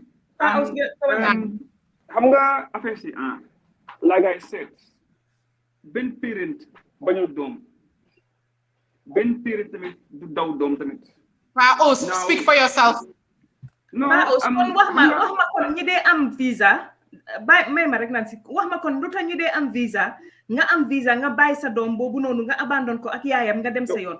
How come when you get your visa you can abandon that child with the mother nga dem and that child is just out there amut kenn ku ko jàppale nga fa ne yow jigéenu tubaab boobu xamut sa culture pour mun a dimbale xale boobu mu raise ko his identity or her identity crisis. Jigéenu tubaab boobu noonu is not equipped to deal with it, and you are getting these children ñoo xam ne fi mu nekk nii 1 drug abuse, 2 gangs, a lot of self-harm, etc. because they cannot belong, they do not identify with filen seen yaay tubaab bi bugg a teg or filen society bugg a teg because duñ tubaab society won na leen ne duñ tubaab fii dañ leen a ooyee ay afro swens ak yu kenn xamut. So these kids do not understand their background to be able to live within the society bi nga xam ne moom la ñoo lifin. Yow mi nga xam ne yaay seen papa war leen a empower, war leen a jàppale nga raise leen. Even though you have moved on from this woman, you don't do that. You abandon them. So léegi explainal ma Pa Ous, how come nga am sa visa nga mun a bàyyi xale boobu ak yaayam nga dem lan mooy problème bi foofu? What do we call that? Bugga na doomam. Mama, dafa loolu is one of the problems. Ne am na góor yu ñëw o jigéen ñuy ñëw ne que yow da nga am kayit gaa bëgg a ñëw si yow rek dem because of lan dañ bëggoon kayit. Now, man foofu noonu loolu was just an economic marriage gain la woon because danga ci dugga ngeen sëy nga am sa kayit nga dem. Now the second problem mooy góor ba tey waa léegi ñooñu bëgg nañ seen doom yi nga ne léegi lu tax mënuñoo nekk si life xale yooyu noonu ñu jàppale leen ñu équipe leen ñu jël leen ñu lefin leen. waaw because ba ñoo dugal. as scammers. ba ñoo dugal full man loolu scamming la. loolu the motive was not to stay. The motive was to get in, get what you want, and get out. Yeah, dafa doom. That's the only answer I can give. léegi doom bi moom ndax moom dafa choose to come into that equation na doom boobu noonu you're being fair to xale boobu noonu su fekkee ne da nga abandon yaayam abandon ko am nga sa kayit nga dem. Now this is where we now question now. This is where we center our attention now. But man, I'm going far back. Why it happened? Why it was a motive. Now let's look at those kind of things. So they happen. Man tey ma gis mama mi dëkk Sweden. Xam naa yaa am na kayit na ma dem rek musuma gis maa ngi Angleterre aw ma kayit aw maa ngi Gambia waaye internet Facebook one day may dama yónnee groupe right now one maa ngi Gambia yaa ngi Sweden yow man mënumaa jox dépasse man maa expect nga ma yónnee allowance di ma dépasse di ma jël en shopping now this way the lady or yow maa fi nga toog nga assess ne waa look what do I gain from this right now man maa ñëw yow mënuloo ñëw right now eventually out of my love moo tax la kayit nga ñëw nga am ci doom nga sëy nga am sa kayit nga betray ma now this happens from both men and women that was not a marriage for better for worse it was an economic gain or something that was in there li nga xam ne neither of you or one of you did not fail to realize or see moo tax ba tey ma wax ne pick your husband and pick your wives pick your partners. You know, because we mun naa laa wax Europe within Europe mun naa laa wax even ñu ngay wax tubaab waaye even jigéen ñi nit ku ñuul yi sax am na ñoo xam ne dañoo ñëw nax leen sëy ak ñoom am seen kayit bàyyi leen abandon leen ak doom bi ñu am ak ñoom so man loolu mooy sama problème ne what makes you think ne yow sooy abandon yaay bi sax war nga see boole tamit doom bi ba pare nga ne soo ne góor bu nekk bugga na doomam how come mama nekkul ne góor gu am doom rek you are a father nekkul jigéen ju am doom rek you are a mother mama am doom léegi xanaa tubaab bi waxuñ ne léegi ñu ngi am technology boo xam ne you don't need to have sex to have a child it's now been shown now they can take the sperm from a guy and do this artificial womb outside and then grow a child in there. nekk na yaa ngi dugg ci biir science. No. It's called IVF. You work in a hospital, I'm sure you know. Any woman who wants to do IVF desperately wants to have a child. No, but they have to abandon them. And it's extremely expensive. The average person cannot afford it. Concept, I'm telling you as a theory, you don't have to, not every person who born a child or make a child is a father or can be a father.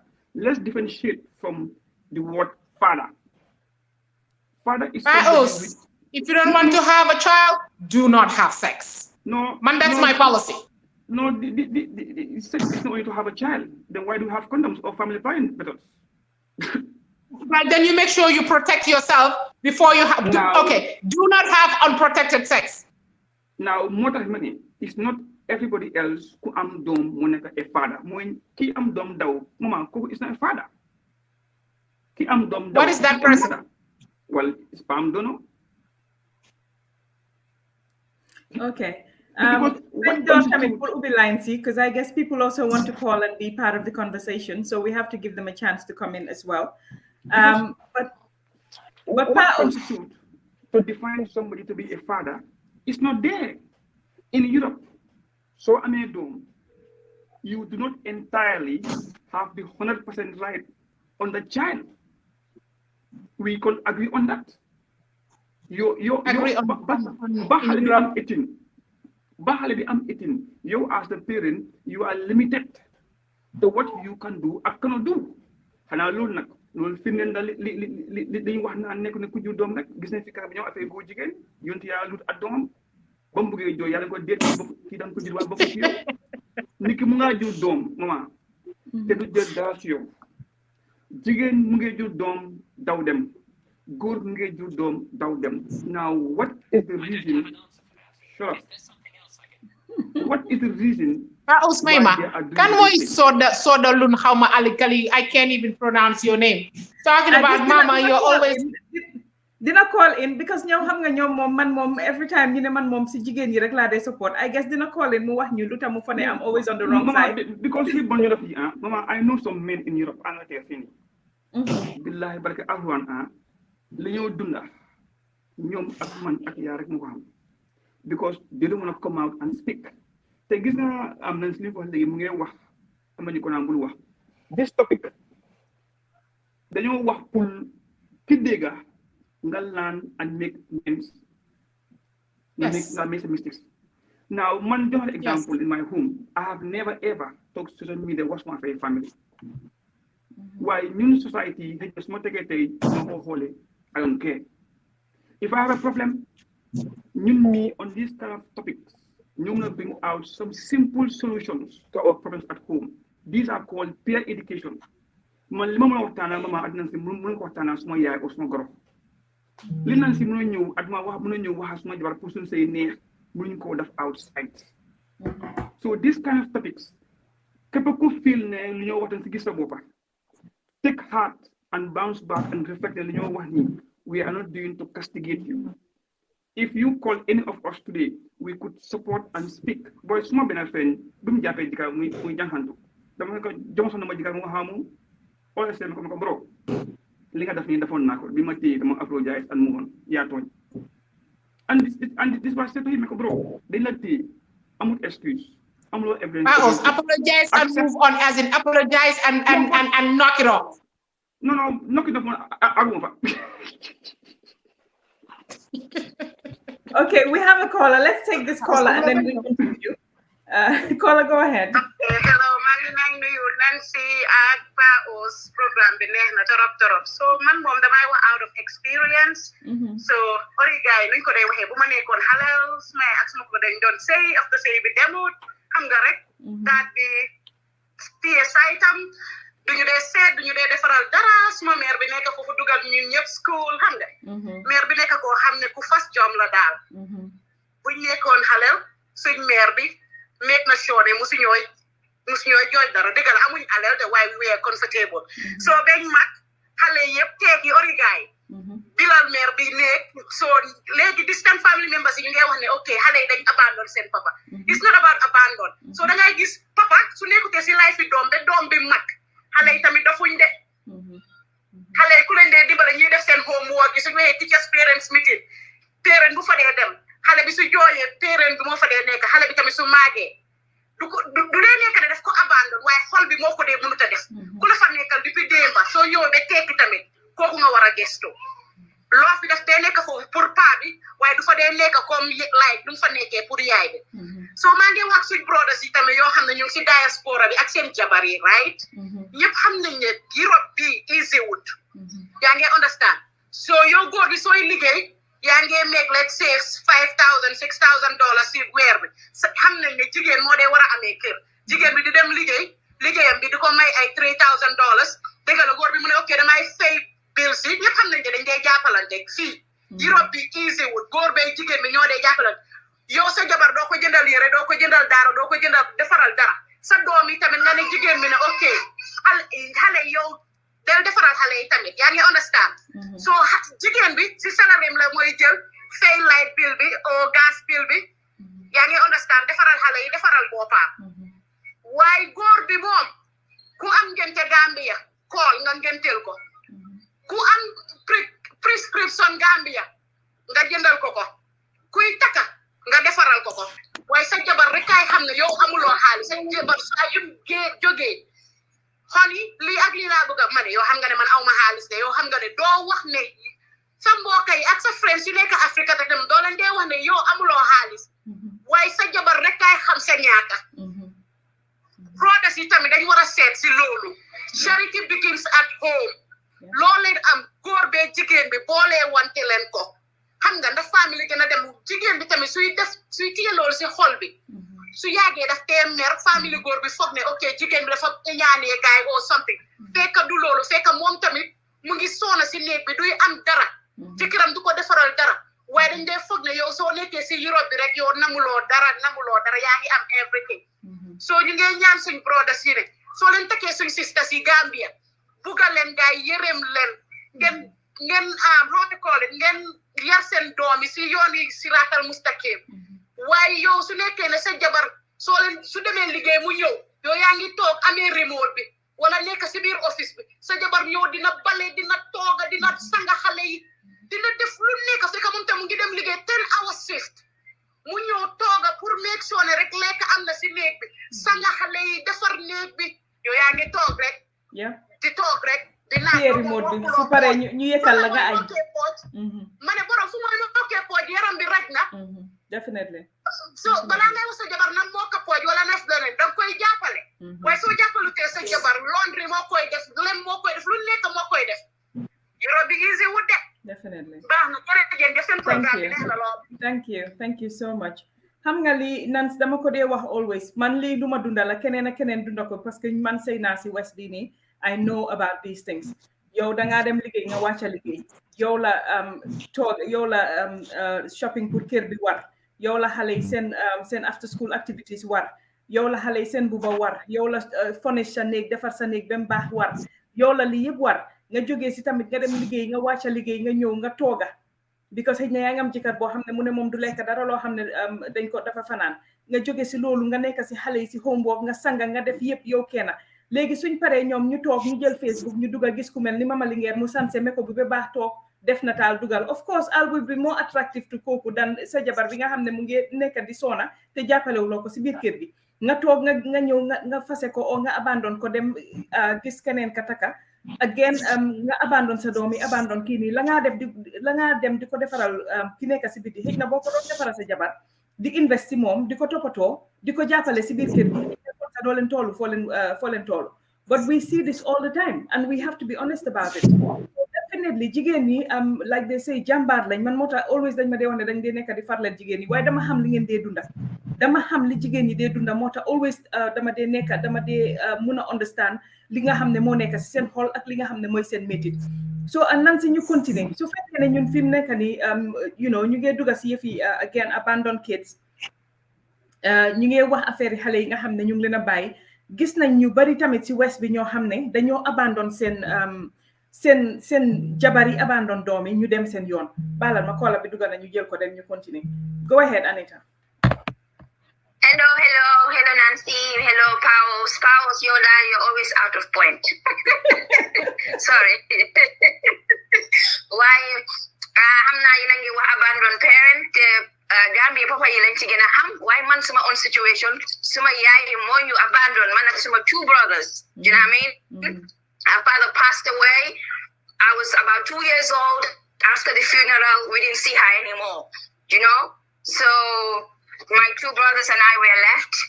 Mboka te hamgen Gambia. Well, anywhere, take care of somebody else's child, especially 3 children, is not easy. You know? So all these years I'm growing up, I was 2 years old. Boom was 2 years old. And about 7, guy dañu ma ko rek netali ba tay suma yaay dafa jog rek buret ñew rek ne jox leen ma suma doomi and they gave us to her. Well, your mother has come.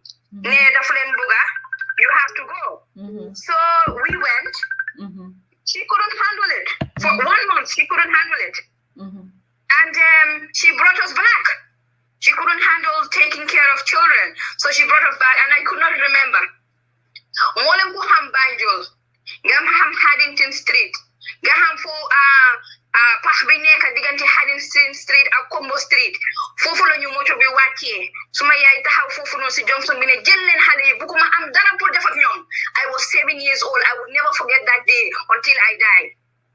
Jël leen xale yi bugguma am dara pour def ak ñoom nii la ko waxee. You know, until now that sticks in my mind, and she made sure that Gambia ak nu tuuti.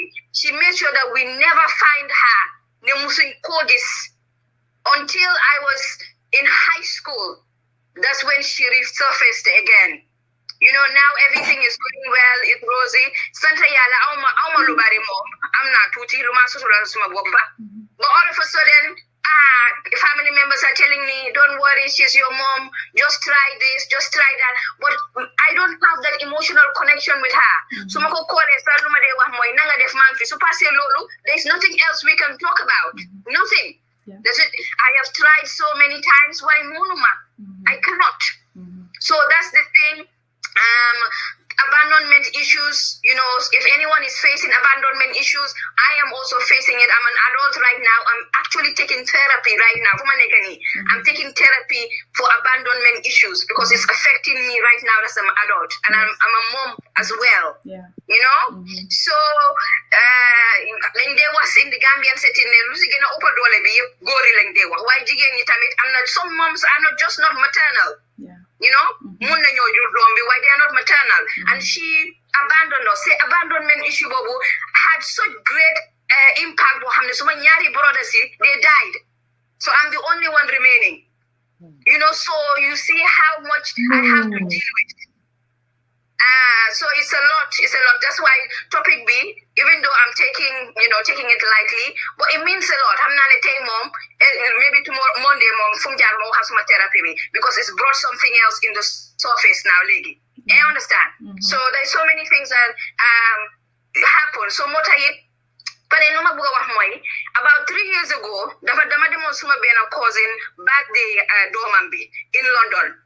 So you need to for like all of Ben a mixed race the same classmate as some domi cousin be mu approach ma. Oh, what language are you speaking? Is that Wolof? I said yes, it's Wolof. Is my dad is Gambian, but he abandoned me. I don't know where he is. So since up to today, still I like this suma cousin domam bi man ko xam nga xale man ma wa xale bi Aïcha la tudda be ma wax santam bu ma ko fe wax man ma xale bi Aïcha la tudda yaayam daf dee ñëw fii pour ñu mun a ut papaam waaye ñun xamuñ ko. That can you imagine that small mixed race girl Lumo go through, you know? Yeah. But for some reason she felt that she had to tell me parce que man tam Gambian la I said to myself maybe she thought I'm Gambian, I should also take responsibility because I'm speaking the language, you know? So the dads that are having children with mixed race women, you need to take responsibility. There's so many children out there, they're looking for their dads. Yeah. Thank you so much, Mama. That's what I wanted to share. Thank you. Thank you so much for sharing this. And like we said, when we said we were going to do the show, both myself, Nancy Paos, we all said that we're going to do a social issue show because these are the issues that affect us. Yes, there's a lot political, but we also need to talk about the issues that are personal to us, that are affecting us, affecting our kids, and we need to be able to talk about it because soon continue because sweep under the carpet. It's going to ñun ñëpp la moo xam suñ society du mun a dox fekk ñu continue di nobu, continue di pretend ne we are okay, continue di pretend ne we have the perfect lives because that's what we do and that's not what happens anywhere. And ñun suñ aduna or suñ dëkka li nga xam ne mooy therapy is like comme ni ko kii Hadim Bo waxe is taboo. Nobody wants to talk about it. I can tell you personally, and I can share this as well. When I went to Gambia, I couldn't get my kids with me in Gambia. I had this Nancy Dinalen Muna Sernel Lolo. I developed these anxiety issues and lack of sleep. Dumadan Muna Nelo. Legele dama talk. Nancy Dafa Mota Nancy is not a friend to me. She's like a sister to me. Been Guinean niti. A lot of the times she was the one that would come to my house. Mama Bulljoy. Mama Bulljoy. Look, you are Anita. To be honest with you, life is so amazing. You see people going and doing things, and when they couldn't make a judgment. And not everything is perfect in this world. I think social media and these programs is making a difference in some people's life. And they digala my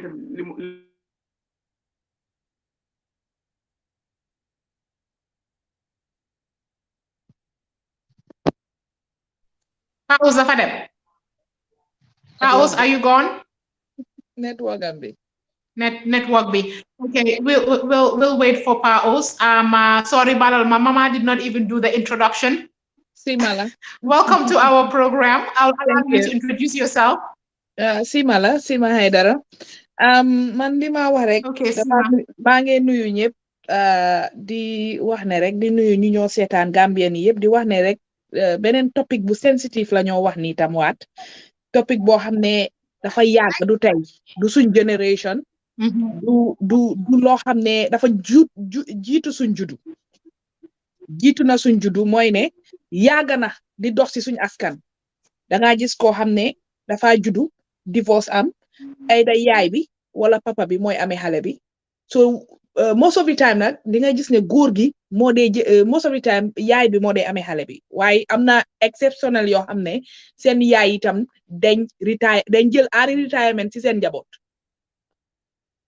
ñoom dañ jur rek retire buguñ dara ci seen njaboot mooy ne am nañ beneen jëkkër wala am nañ beneen famille so seen jëkkër bi ñoo siyal sax pour plus kooku buguñoo téye seen njaboot so dañoo mujjee delloo seen doom yi ci seen maam yi wala seen bàyyi ko ci seen njaboot yi xale bi yaroo different place bu utee ak seen bos ñaareel bi mooy papa itam dañ si ñëwee ci côté papa yi dañ yaaga papa yi dañ foog ne papa yu baree bari dañ abandonné seen doom yi bàyyi leen góom ne doom su màggee dina leen fekki loolu moo musa nekk ñun suñ askan ne doom yi suñ màggee dinañ ma seet si léegi dañ am ñun génération bële bu suñu yaayee suñ maam yi dañ yaru boo xam ne dañ leen dee won ne sa yaay sa papa bàyyi na la waaye dañ la dee won ne sa papa ku baax la duñ la musa wax lan moo xew wala lu négatif doo ko musa déggee sa yaay wax la ba nga xëy mag yow loo dee mun a gis rek ne sa papa dem na danga dee iga pour bugg a xam sa papa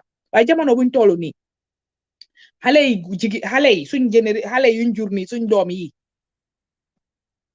benn ñooñu ëpp a xel kuñ après surtout si west bi soo bàyyee sa doom xale baa ngay gis yeneen xale yi ak seen parents yi ñu ngi gis yeneen xale yi ak seen baay yi gis yeneen xale yi ñu ngi dem ànda seen papa yi football yi surtout suñ doom bu góor dafa war a jege papaam parce que doom bu góor dafa war a jege papaam ñu ngi football yi di def yëpp nga abandonné sa doom su màggee du la faale te balaa nga xam nag papa yu ñàkk a jom lañ am nga gis sa doom bi yaay ja nekk ci bañ xëy ne football la bu mag la nga ñëw taxaw sa lii ba naka turaat sa si di seetaani football ne ma am di faada man may bàyyam man la niru suñ famille la niru ma ne bu ñu sonal. Thank you, Sima. Efso, thank you for the laughter. Need on the Kunkande joke. Thank you.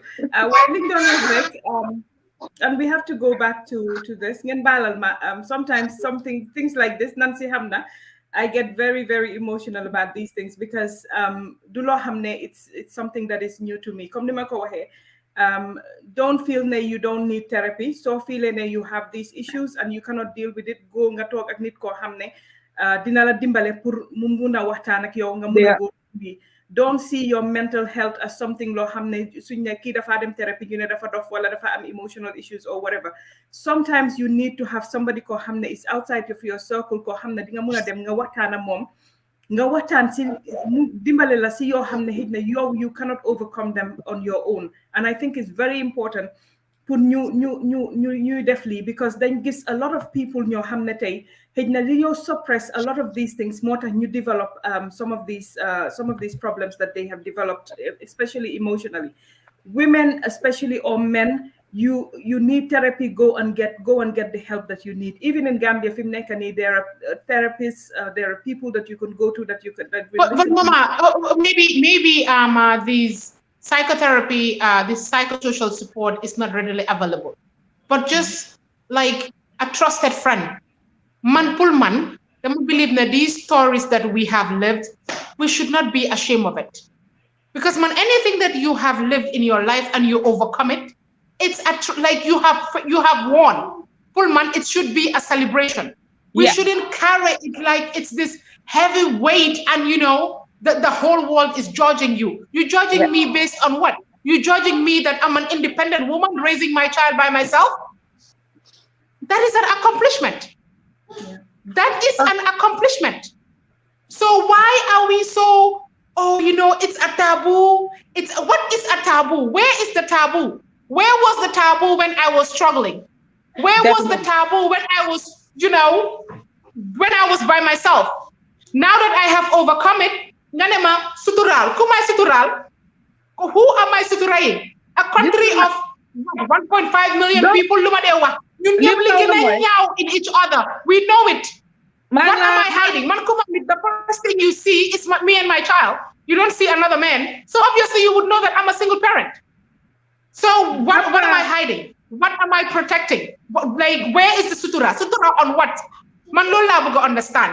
I think Fima duga tuti rek moy man I've been dewma deep comme ñom mama but dem na through a slight lu melni jël suma dom fo jël suma dom suma loxo like moy ne ma papa bu ñoo divorce because man ma ngi don sey nit ku we ñu divorce because nuñ divorcé was beginning bi dañ ku nekka ngi mer man after politique da ngay sé dañ jël xalé bi buñ jëlé xalé bi man ma wara dem si kër yi mooy kër yu ndé yóbbu femme battue comment xawma nuñ ko waxé ci ma anglais bi dem na légui mama ba dimbalé ko moy le fin moy battered women waaw femme battue légui man ma dem fofu nelawuma di whole day because dañ suma dom bi mu ngi won ko xamné amagut sax mu ngi won 1 year amu 2 years dal that time 1 year yoy la am so ñu ngi jël suma dom bi ne papa am lañ ko baye because man awma won fuma nek ñu yobuma ci femme battue way da ngay sé goudi bobu nonu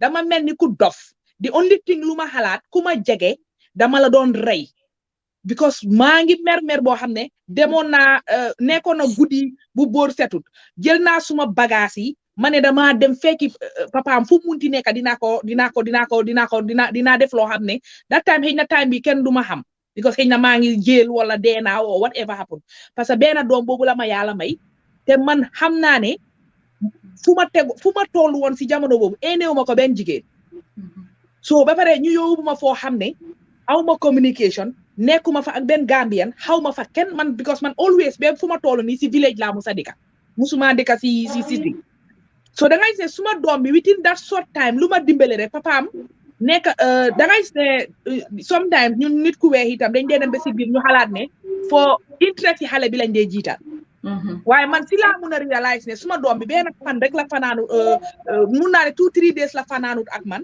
waaye at the end papaam daf ma off bu mu fanaanee ak moom dañ ko yóbbu si maamam pour mu fanaan fa pour ñun ñëpp ñu dal waaye man xaw ma woon ne si maamam la fanaan pour man dañ ko nangu nekk dañ ko yóbbu si papaam yaayam di nga guddi boobu naa suba ba ngoon xaw ma sax lu ma doon def lekkuma naanuma ma eewu suba lu ma soloon noonu loolu laa génnee di wut suma di dem lijjante suma doom di en suma xel lu ma may kool naa papaam pour violence pour yuuxu pour bu wax ko ne ko yow yaa tax bañ nangu suma doom at the end mu ne ma sa doom bi indi nañ ko mu ngi nii kaay nga ñoo gis ko mu ne ma jigéen bu gisul doomam gaynde la dee nekka ñëwal nga gis sa doom ak yooyu bu ma gisee suma doom bi dama mel ni dañ ma may 1 million bi ki boobu dama toog daf ma teg mu ne ma look man aw ma doom benn laa am yow amuloo doom benn nga am mu ne ma look nañ seet lan mooy interest yi xale bi could you believe ne benn fi ma toog nii suma man xam nga soo nekkee si dëkk boo xam ne language bi du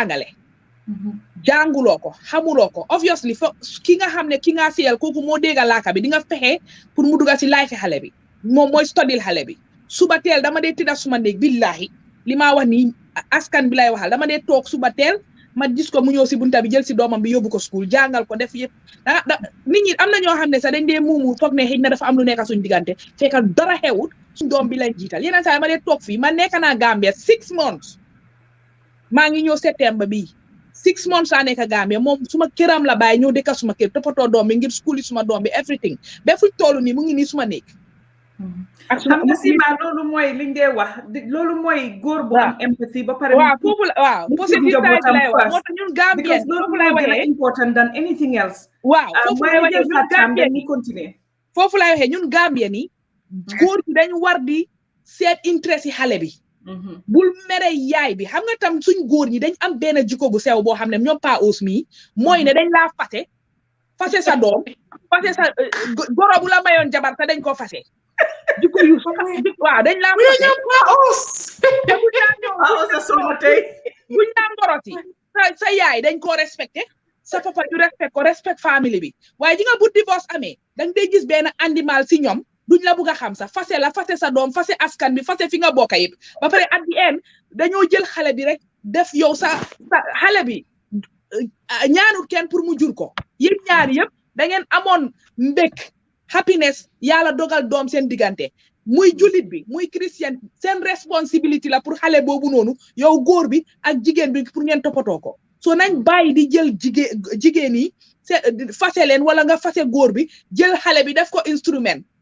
Thank you. pour nga xeex sa doom.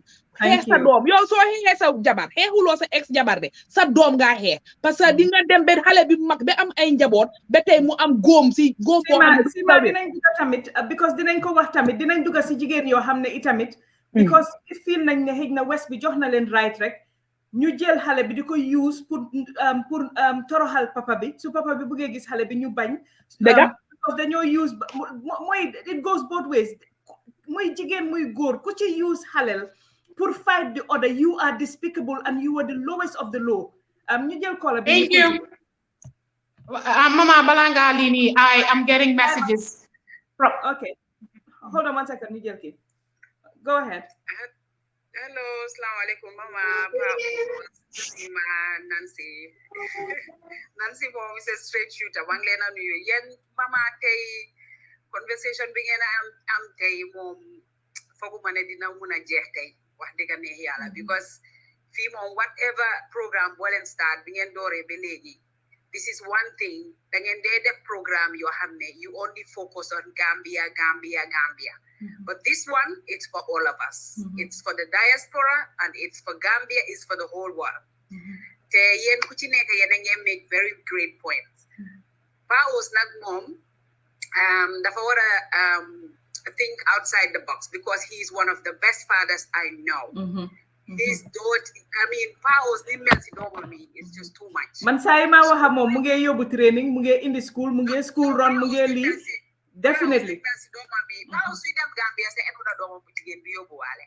Fu moo dem mu ko yóbbu waale so moom ko kii moom bu leen ko blame su nekkee ne nekku di think outside the box because mu ngi si experience am moom munta xelaat ne beneen góor mun naa abandon doom rek like that man nag munuma waxal kenn suma booba laa mun a waxal te si sa plateforme laa ko mun a waxee because yow suma bokka nga I'm not gonna give it all waaye after ma dégga Anita wax dafa ma encourage torop because we need to be talking about this if ñi ñu jege xam nañ li ñoo dem through ñi nekk si suñ life xam nañ li ñoo dem through waaye we need to always talk about what we go through pour ñu heal but pour ñu make sure ne ñun tam ñu help others to heal because when you soy go through something nga di ko waxtaane o nga di ko wax yaa ngi mel ni kuy tari te kuy tari dafa mookal te ku mookal da nga am fiest boo xam ne yaa ngi enjoy li nga tari so problème yi nii ñun suñ society bi dafa contribute to why people are so mute about it because hasante bi tancante bi nga wax sa private life teg ko fele nit xamal la yooyu yëpp la si nit ñi dee xool because moo tax they don't have any close therapy because bala nga dem si doctor sax mun naa am nga faju mun naa am nga heal within your surrounding as well waaye loolu dafa contribute to a lot of people trying to close all doors man ñi ma xam nañ ne I've been a single parent practically all my life not single parents ne dama am doom outside of marriage suma doom yëpp si sëy laa leen amee dama sëy ba pare ma am leen ñu nekk jëkkër ak jabar taagoo am whatever lu ko cause yow yaay decide pour yow doo contact xale bi doo ma jox relationship bi sax man faalewuma loo ma jox o loo ma joxul man maay contribute ak nga dem te man maa ngi am juróomi doom maa ngi am twin girls maa ngi am 3 boys I brought these kids up by myself te loolu daf dee def si ñun mi nekk si diaspora bi def boo xam ne moo tax nit ñi di ñu xool di naa ni yow jigéen góor nga yow jàmbaar nga liggéeykat nga suñ ko deful lan la ñoo def because we have 2 roles to play we have a fatherly role to play, we have a motherly role to play. Why, let me tell you something, either to men abandoning these kids, or jigéen yi amee xale yoo xam ne dañ leen abandon for whatever reason. Dama dee dégg nit ñi naan dañ leen dédale te dédale suñ ko dédalee daf dee dem si xale yi, whatever reason bu tax papa boobu abandon xale yi is not a good thing, because yow yaa ngi war a wana everything sa emotions, yaa yóbbu daara, yaa yóbbu school, yaa make sure ne nga xar sa tànki tubéy li nga war a def sa doom yi bañ am etin ñu def ko. Man maa ngi sant yàlla, I've been a single parent until Ramatulaay Rohia bala ñoo am raka, and they are over 20 now. But my Santa Yala, it was tough. It was very, very tough. Why by the time they decide to leave home, they were 18. So I want you later, alhamdulillah, suma doomi ñoo ma gën a jàng alquran, ko si waxaan over alquran, te fii lañ ko jàngee si Europe lañ ko jàngee. Not because I am one of the best mothers. Why li nga gis FTA mu meko bu génna or muy later ubi fii business, ubi fele business, because li father bi war a def ak li yaay bi war a def yëpp benn nit moo ko nekk di ko def.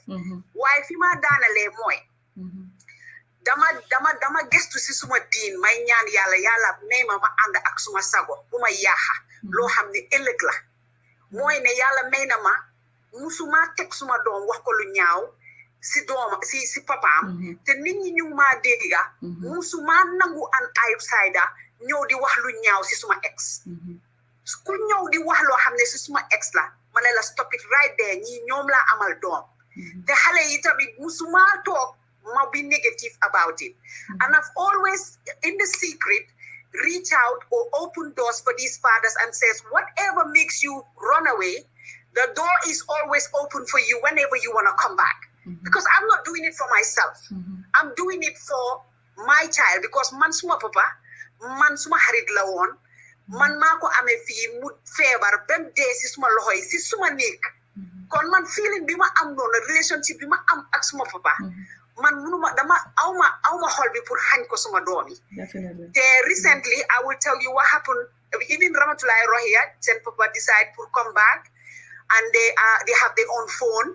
They find out for themselves. He came back and he started talking very negative about me. Lo xamne man musuma ko def ci xalé yi. So ñoom xalé yi sen bopa ñoom ñoo nekk on and off make up sen man. It was nothing to do with me. Ben phone call do come through me. Definitely. Phone call with Docna. You continue fini rek. Like we were saying, Nancy, I think most of the time, Niko Fatia Mohe, when you use these kids, when you speak really badly of the other partner, sorry, Sorry, go ahead. I'm just gonna Daniel fini rek waye man di nga gis ne lolu dafa tax ñoom ñoo decide whether he stays in their life or he doesn't stay in their life. And it happened to my two last kids. ñoo xam ne recently seen papa si la dellu si seen life based on man lu ma document bu ma soxla woon or action bu ma soxla woon pour travel document yi suma doom. So yow yaa ngi brought up these kids, they don't know their father. But when you became ne danga war a need an emergency travel document back to the UK, I couldn't do it myself. I needed the father to actually sign consent, or I went through so much hurdles before Lolo am. And for that reason, Lolo takoku ñëwaat back si life xale yi. And because of Mantami, explainal na len bi ma laajee and everything, ma explainal ko ma ne len kii bañu len nanga ma nang. I gave my kids therapy to be able to let him in. But Mantami heal na ma in a way boo xam ne bi ma ñëwee daf ma wax ni jërëjëf, thank ma, ñaanal ma, apologize to me for leaving me with the kids for such a long time. And he's making up for it now because he has introduced all the siblings together. ñoom ñëpp léegi dañoo koolante, dañoo xam nga bokkaatuma si waaye su koolee every time xale bi dafa ñëw ne ma suma pa ne ma yaa ngi okay na yaa ngi si jàmm and everything. And even now bi ñoo déglu programme bi dama am fu ñëw si cabinet bi pour wax maa ngi ko laaj ma ne ko yow bi nga dooree few months ago be nga sa dellu si waat si sa life, how do you feel? Mu ne ma happy. Ma ne ko why? Mu ne ma because I've never had anything negative about him, but I'm curious to know what it is. Ba pare moom tamit he made it easy for me. He's 14. He made it easy for me because suma maki yep ñu ma call every time seen doomi ñu ma yónnee seen pictures and everything so ñun tamit ñun jigéen yi dañ war a xaw a tuuti dëgër tuuti te jiital suñ buga doomi te xam ne suñ doomi bu nekkee 18 especially in this diaspora we've lost control we have lost total control no matter what we want them to be turned out to be or ñu buga ñu nekk ñu war a nekk li nga mun mooy yar sa doom su demee fële su demee si biti mu mun a amee boppam mu mun a aar boppam mu mun a safeguard boppam so man li ma wax mooy stories yi deep na tuuti rek nga mun a tiba doole si waaye li ngeen a def nii am na ku nekk si saalam ekatiwul téléphone koolu commentut waaye wallahi la hazim mu ngi toog di jooy yu métti because ida man koo waxal Anita mu ngi koo waxal o Nancy mu ngi koo waxal o Mama Linguère mu ngi koo waxal te gis nga lii therapy la and you guys need to keep it up because there is a lot of wounded kids and a lot of wounded parents ak tam ak dance moo tax man ku ma gis mu ne dafa taagoo jëkkëram daf ko aaye xale yi oo dafa taxu outside of town dama la dee neexal dama la dee laaj is he a drug dealer nga ne man déedéet drug addict la déedéet dafa abuse doon déedéet danga maa ne he moom kay he was a good dad mel la stayal nga muñ nga heal mu am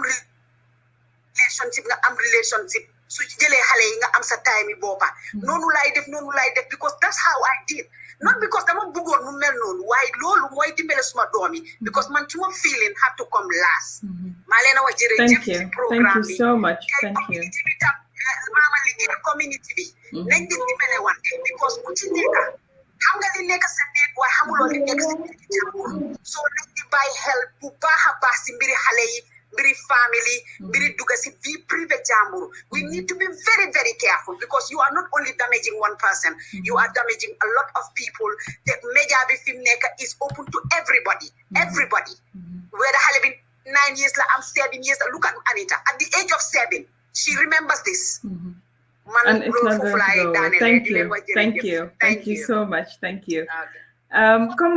Thank you so much. When we spoke about, I just want to say something.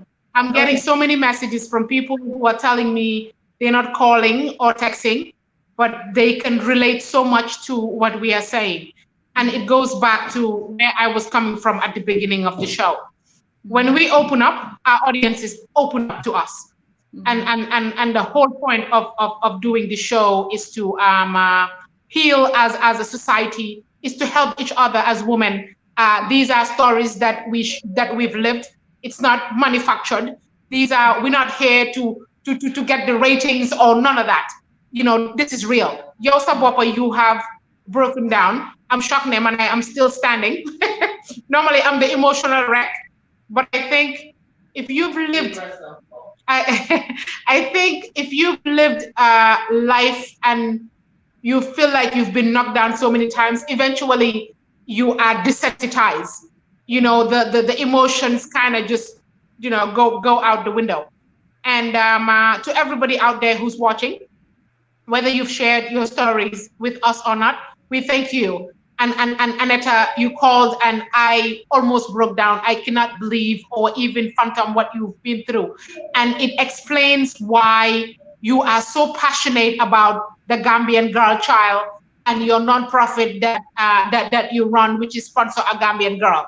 And it seems as if all of us who work with young girls and women is because we have our own experiences that have really pushed us to be to have this passion for women, you know, and if you've lived it, it's very easy for you to be empathetic. So you get what because you feel na linga dunda higna so dimbale kenen du dunda mu mete nonu, so that's why we give back. I always say this, dañ ma dee laaj, where do you get your energy to, you know, yaa ngi def lii, yaa ngi dimbale jigéen yi, yow sa boppa yaa ngi am sa problème yi boppa, but man dimbale nit sax daf ma dee heal man sama boppa, because it's a process boo xam ne yow si sa boppa li nga jàng ak experiences yi nga go through yaa ngi heal sa boppa in a way, because mu ngi laa óor ne lii du lu ees si man, du lu ees si kii, keneen dina ko go through. But if we come together as a people, if we come together as men, as women, ñu mun a comme niñ ko dee always wax nan si programme bi, ñuy mun a dawalante tuuti yërmande rek, even if it's a bit, dinañ dem a long way as a society to really, you know, helping to cure some of these problems that are happening. So always man loolu laa dee wax suñoo ñëw si li nga xam ne moo di nekk jeextal le programme bi ne nañuy dawalante yërmande muy góor bi muy jigéen bi yow soo nekkee jigéen you have no right pour nga jël xale boobu noonu di ko weaponize di ko use against the father boo nekkee jigéen boo nekkee góor itamit you have no right to use those kids nga weaponize ko against the mother. And we have to stop this thing ne bàyyi na ma dama ko toroxal dama ko sonal because yow toroxaluloo kooku sa boppa ngay toroxal. The fact ne yaa ngi jël every day nga jël energy boobu noonu put ko on how you're going to métital jigéen boobu noonu naka ngaa def pour métital ko yaa ngi métital sa ay doom parce que kooku lu mu bon bon mooy jur doom yooyu noonu mu neex la mu naxari la kooku moo jur doom yooyu noonu te always dañ ko dee wax si alxuraan wax ko fu nekk nan si nit ki muy góor gi muy jigéen bi koo suturaal yàlla suturaal la ko jàppale loo joxe rek si àdduna si loolu ngay am to back because you get 10 times fuller man dama ko dee wax every time I give li ma dee receive is more than I give. I'm sorry today I'm in and out because my child is here and he's distracting me. I think you've been in and out. I know that you're at work, but buga na nga duga fofu nonu paos. Dama buga yow like I always say, you're the exception to the rule. So do they wanna understand góor boo xam ne dina dem pour métital jigéenam or dina dem pour abandon. I'm so glad ne yéen wax ngeen ma lii ne Paos is the exception to the rule. Moo tax mu mel nii mënut a relate to anything. Kii moom he lives in a box. moo tax Paos bëgg naa pour nga explain or nga waxal ñi nga xam ne itamit ñu ñooy déglu muy ay góor comme yow. The importance of empathy. Xam nga dañ doon waxtaan xëj na tey sa loolu waruñ koo génne si groupe bi waaye ñu ngi doon waxtaan bene ñun suñ society booy feccal sa jigéen nga ama moom jaama ñu ne sa jigéen bi daf la liggéey wala yow da nga ñàkk a fayda te sëy bu neex da ngeen war a feccalante bégalante waxtaan am jaama so Paos lan la góor yi wala def fi mu nekk nii because I feel ne foog ñu jàppale suñ góor yi ñiñ ko sañ a wax pour ñu nekka nit ñoo xam ne seen relationship dina dox dangaa toog gis ay góor yu bari ñu ngi tas complex fault of the women ku nekk soo ñëwee nga dem there has to be something wrong with the man ba nga xam ne ku ñëw bu yàggee mu dem how do we def li ñoo wax dawalal yërmande comme yow ni nga ko waxee nga yërëm jigéen bi nga xam yërëm sa njaboot xam ne njaboot gi dañ la soxla nga taxawu njaboot bi how can we do that maa gis nga xam nga ok man doomi Adama laa rek te léegi-léegi I have issues in my home te léegi-léegi mu métti ba bu ko dee waaye fana simaat fana we want to talk about these things you do know but waxul na yow dara waxal sa wax rek bi ma la wayanta kasi nga bañ léegi at kii seetaan Awa Lamine tamit dama ko fase dafa li nga dafa seytaan yi waaye bàyyi ko affaire am la gis nga mama no man is perfect waaye léegi naa am solo te important mooy nit ki nga yërëm ko yërmande fu munti nekk rek jaamu yàlla jiitu na fa ba pare jaama xaj na fa pare lépp xaj na fa dama ko dee wax de dawal leen yërmande am na solo ngo Gambia tey société we have this problem kenn yërëmul kenn ku nekk a soxla sa morom ku nekk bëggoon a tey gis lu bon si moom rek génn ca pam wax ko te man de man wax digga neex yàlla man su nekkee suma kër xëy na man suma kër ni mel I'm on my phone on my iPad suma jabar is on her assignments on the computer xale ñu on their iPads we have a house we have a marriage that is digital sort of our marriage is digital marriage we have but loolu am na advantage am na disadvantage man as a person example man su ma yow su ma fital ma rek dama leen mel ni dama bëgg daal bu asamaan si yeah because foofu mu ne war naa ko def te foofu mu ne xëy na dama rus anyway yeah so loolu xëy na du si man but the culture of we Gambian men have ne hey bu ma yàq man du ma sa morom but suñ damay dijee suñ taay waay sekk léegi-léegi man xam nga rek def noonu waaye suñ demee si kër gi for some reason damay bëgg a mel ni beneen change but my responsibility financially in the house dafa mu sëkk ba uppa jigéen dañ lay wax ne ah loolu rek nekkul lu doxal kër dégg it waaye li ko bokk na si li ko dee doxal bokk na si waaw yeah that's fine so bokk na ci yes I'm sorry yeah bokk na ci waaye nga gis ne suma liggéeykat bu fast mu dugg ci right now xam nga taw sa bañ mu toog dama waxal wala ko olof na daw gina waaye léegi da nga gis ne it's not just only that right now ñun men léegi we have that pride in us which should come off starting from myself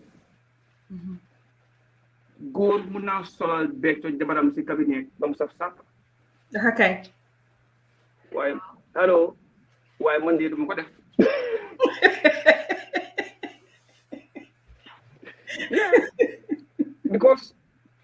because xëy na ñun as Gambian men dañ foog ne da nga mooy yàq oo xëy na dañ foog ne lii ko yëbaate la fekk déedéet but we should do man I wish ne ma am the heart to do it waaye wax digga neex yàlla man mënuma ko def moo tax waaye góor gu nekk right na wax ni this kind of topic man góor ñu baax ñi lay waxal ak góor ñi nga xam ne dañ bëgg fuñ toog tey bi proud of their wives man tey jii am na benn jigéen benn time dama ko ñu waxtaan Facebook ma ne ko naka def ñu waxtaan ba si yàgga ma ne ko can I have your number mooy man man am married de ma ne ko de dafa ne man am the secretary of the Mbaraan Club ma ne ko my wife too is the lawyer mu after ba si yàgga ba xam ne góor gi mu joxoon na ma ñu waxtaan ma ne ko jànga ma jabar rafet na she is a doctor amul social media am na account kenn di ko fay gis ba pare mun a photo doom su ma demee bàyyi njaaw si biti ku ko jar la oo si li nga xam ne woot na ko la so ma ne ko I was only trying to be a friend and as friend may ñu waxtaan but there is nothing lu ma laak suma kër loo xam ne gis naa ko ci yow laa bëgga then after now we are best friends but góor yi tamit normal ku wax lii wax lele léegi soxoree la ak sa soxoree yëpp lu ko dee waral mooy fam dooree ak la tax mu tas yeah so loolu moo tax right now but loolu those are just one of things that happen and it just happens in between it's not something li nga xam ne has to be used against doom yi or yaay ji or jëkkër ji forever te ma wax leen beneen wax fay tey xam naa di ngeen disagree but I'm so sure might agree bi yonent bi yaa di ko yëwle ba mu ko rajaanee yóbbu ko sa kaw mu won ko safara won ko ajana bi mu duggee safara dafa yundu gis nañ ñi fa ëpp yëpp jigéen nañ lii féministes yi ou activistes yi mu nañ koo daaw naa nañ si ngi pare waaye fi nga ma fekk tey c'est tout bi mu yundoo safara jigéen yaa fa ëppa te yan jigéen ñu fa ëppa bi mu laa dippil yan jigéen lañ dafa ne ko ñi moo jigéen ñi nga xam ne dañ toog bés wax ne seen jëkkër yi mosu leen dafa dara yeah just anyway yeah so lii it's very hard pour yéen activists or yéen feminists ngeen accept because it's not in your books but the truth mooy waxuñ fii we are not talking about góor gu baax oo ko bon comme li ndee wax naan jigéen àddina mu ngi si kanami jikaram bunti jikaram naka bunti tanki jikaram loolu waxuñ ne góor gu bon oo góor gu baax dañ ne jikar kan mooy jikar mooy ku mat jikar Paus bàyyi ñu waay continuer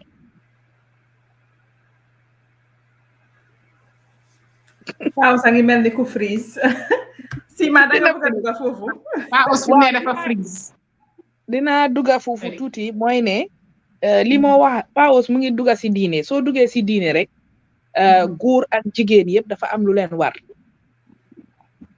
parce que tey buñ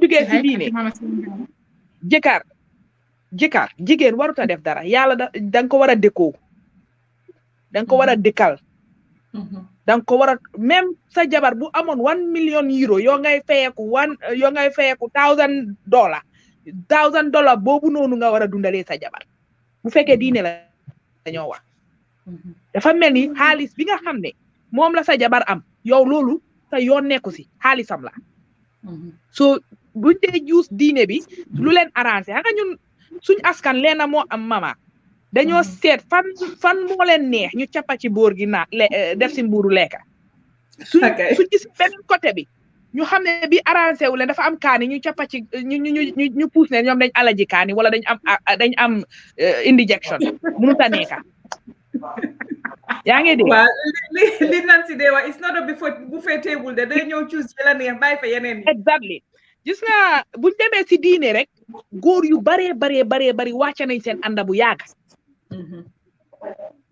parce que tey ñun ñëpp muy góor muy jigéen boo juree doom dafa am lu la yàlla santa si sa doom parce que yàlla mu ne ji nga doom boo tegul si yooni siraatal mustaqim toppatoowuloo ko dëkkoowuloo ko xamuloo fan la doom bi nekk ba si yowmal xiyaama yàlla dina la laaj naka nga saamee woon sa njaboot bu fekkee yaay ji rek a saamoon papa ji saamut lan la war a wax yàlla bu fekkee papa ji moo saama yaay ji saamut lan la war a wax yàlla ba pare am na lu defaate tuuti mama Sarr am na ñoo xam ne ñu ngi dëkkaa seen doom muy góor bi muy jigéen bi waaye doom bi amuñ choix amuñ choice pour génnee ko si kër bi ngir askan bi waaye xale bi mu ngi si kër bi turi nekk si kër gi rek la nekkee yow sa domaine la di nga gis xale yoo xam ne ñu ngi si kër gi yaay bi divorce na ak papa ji ñu dem si côté jigéen itam nga divorce ak yaay papa ji mere nga papa ji mere boo xam ne xale bi nag dem jël kanami papa bi rek tay ko fa toog yow soo ko gisee rek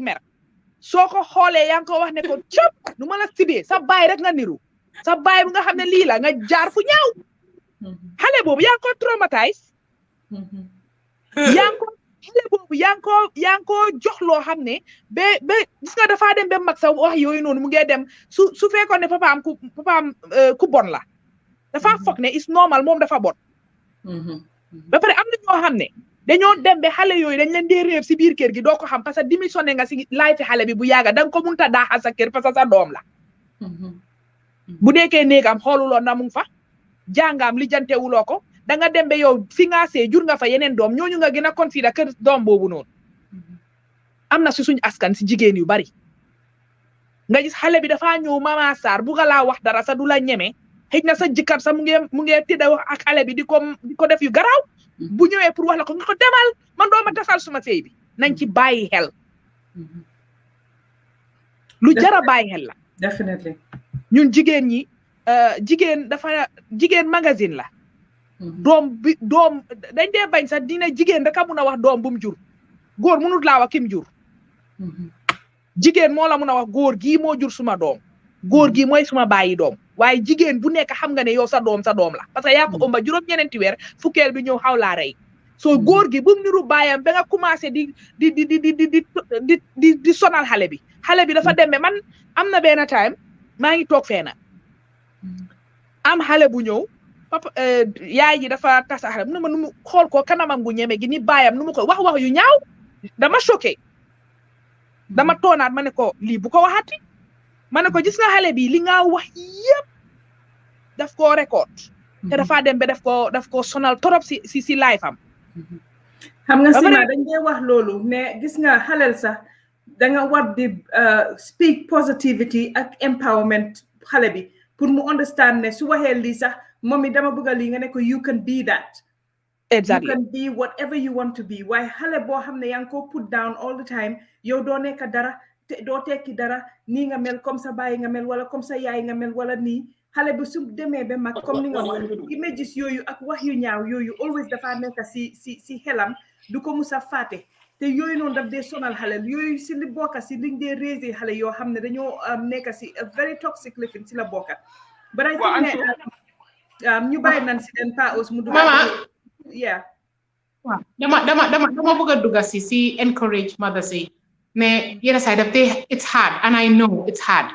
It's hard when you go through a certain experience with a man and there's a child involved. It's very hard. It takes a lot of discipline and restraint for you not to use the child to fight the man. But dama wax ne when you allow this child to just live, they will see it on their own. You don't need to say a word. You don't need to say a word. You don't need to use this child. And a child who, and again, I know my sister's going to literally faint. I'm going to use my son as an example, in the sense that punishment, because he loves his dad. I'm going to look mommy, dama vote for Yaya Jammeh parce que man Jola la. And that is from his father's side. Mama xam nga ne yalla mu ma trick bu ma juré dom bu ne dafa vote for Yaya Jammeh parce que Jola la. You know, if I was being negative, if I was telling my child negative things about, you know, about his father, he would not be comfortable enough to embrace it. The first things I would tell you all the time is, you know, I'm a manga, I'm a Jola kid, you know, I'm a manga, I'm a Jola kid. For me, that is my way of empowering my son. My son being happy is worth everything to me. Mama knows. I sat in a 10-hour flight with him to go and see his dad. You know, and I know not a lot of women would, you know, most people think I was crazy, but I'm like, I'm not doing it for me. I'm doing it for my son. You know, I'm doing it for him to be happy, for him to have a relationship with this man. His issue is with me. It's not with him. And even man, I have moved beyond it. And I'm just kind of like, you know what? It's not about me anymore. We're no longer married. We can be cordial. And a child is born. And I know it's hard. Do not talk fini this soft jigeni, you know, everybody it has to be, you know, kumbaya, let's all get together and make it work. Especially a man who is not helping you. So jigeni, I get it. And I'm seeing your comments. A lot of women are emotional today. This topic next year, there are a lot of single Gambian women, both in the diaspora and on the ground. And we sympathize with you. And if there's anybody out there who need any kind of help, you know, I do this all the time.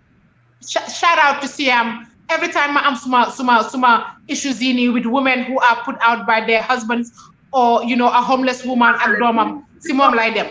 Mutek, utal len apartment, ñu jappalé len. And you know, and luma de wax rek ne, you know, ñun we are lucky. We're sitting over here and we are sharing our stories. Some women, they did not live to share their stories. We're getting to know each other on a personal level. You know, we have our viewers who are sharing their stories. And if we did not share, then they will not share. And it's therapeutic. You know, I remember, I think it was 3 days after my divorce, I met somebody and Munema, I'm like, I'm divorced. And she's looking at me like I have 100 heads. I am not claiming no man who I'm divorced to. I'm sorry. I'm not one of those women. Gambia bu ndaw bi luma wor di wax ne ma ngi sey ba tay fekk sey ba tas na ben kadi ñama jappalé won sa nekati fa for what are you trying to prove for? I mean, I'm just saying, for what? You know, like, who are you fooling? Gambia is so small. Believe me, all those who are divorced and you're pretending the whole world knows, knock it off. Move on with your life. No, mama, you know, it's the pretentiousness that just kills all of us. We go into our little corners, you know, we gossip. It's okay. Sometimes it doesn't work out, and it's fine. And I know some women take it harder than other women. Divorce is not easy. It's not a walk in the park.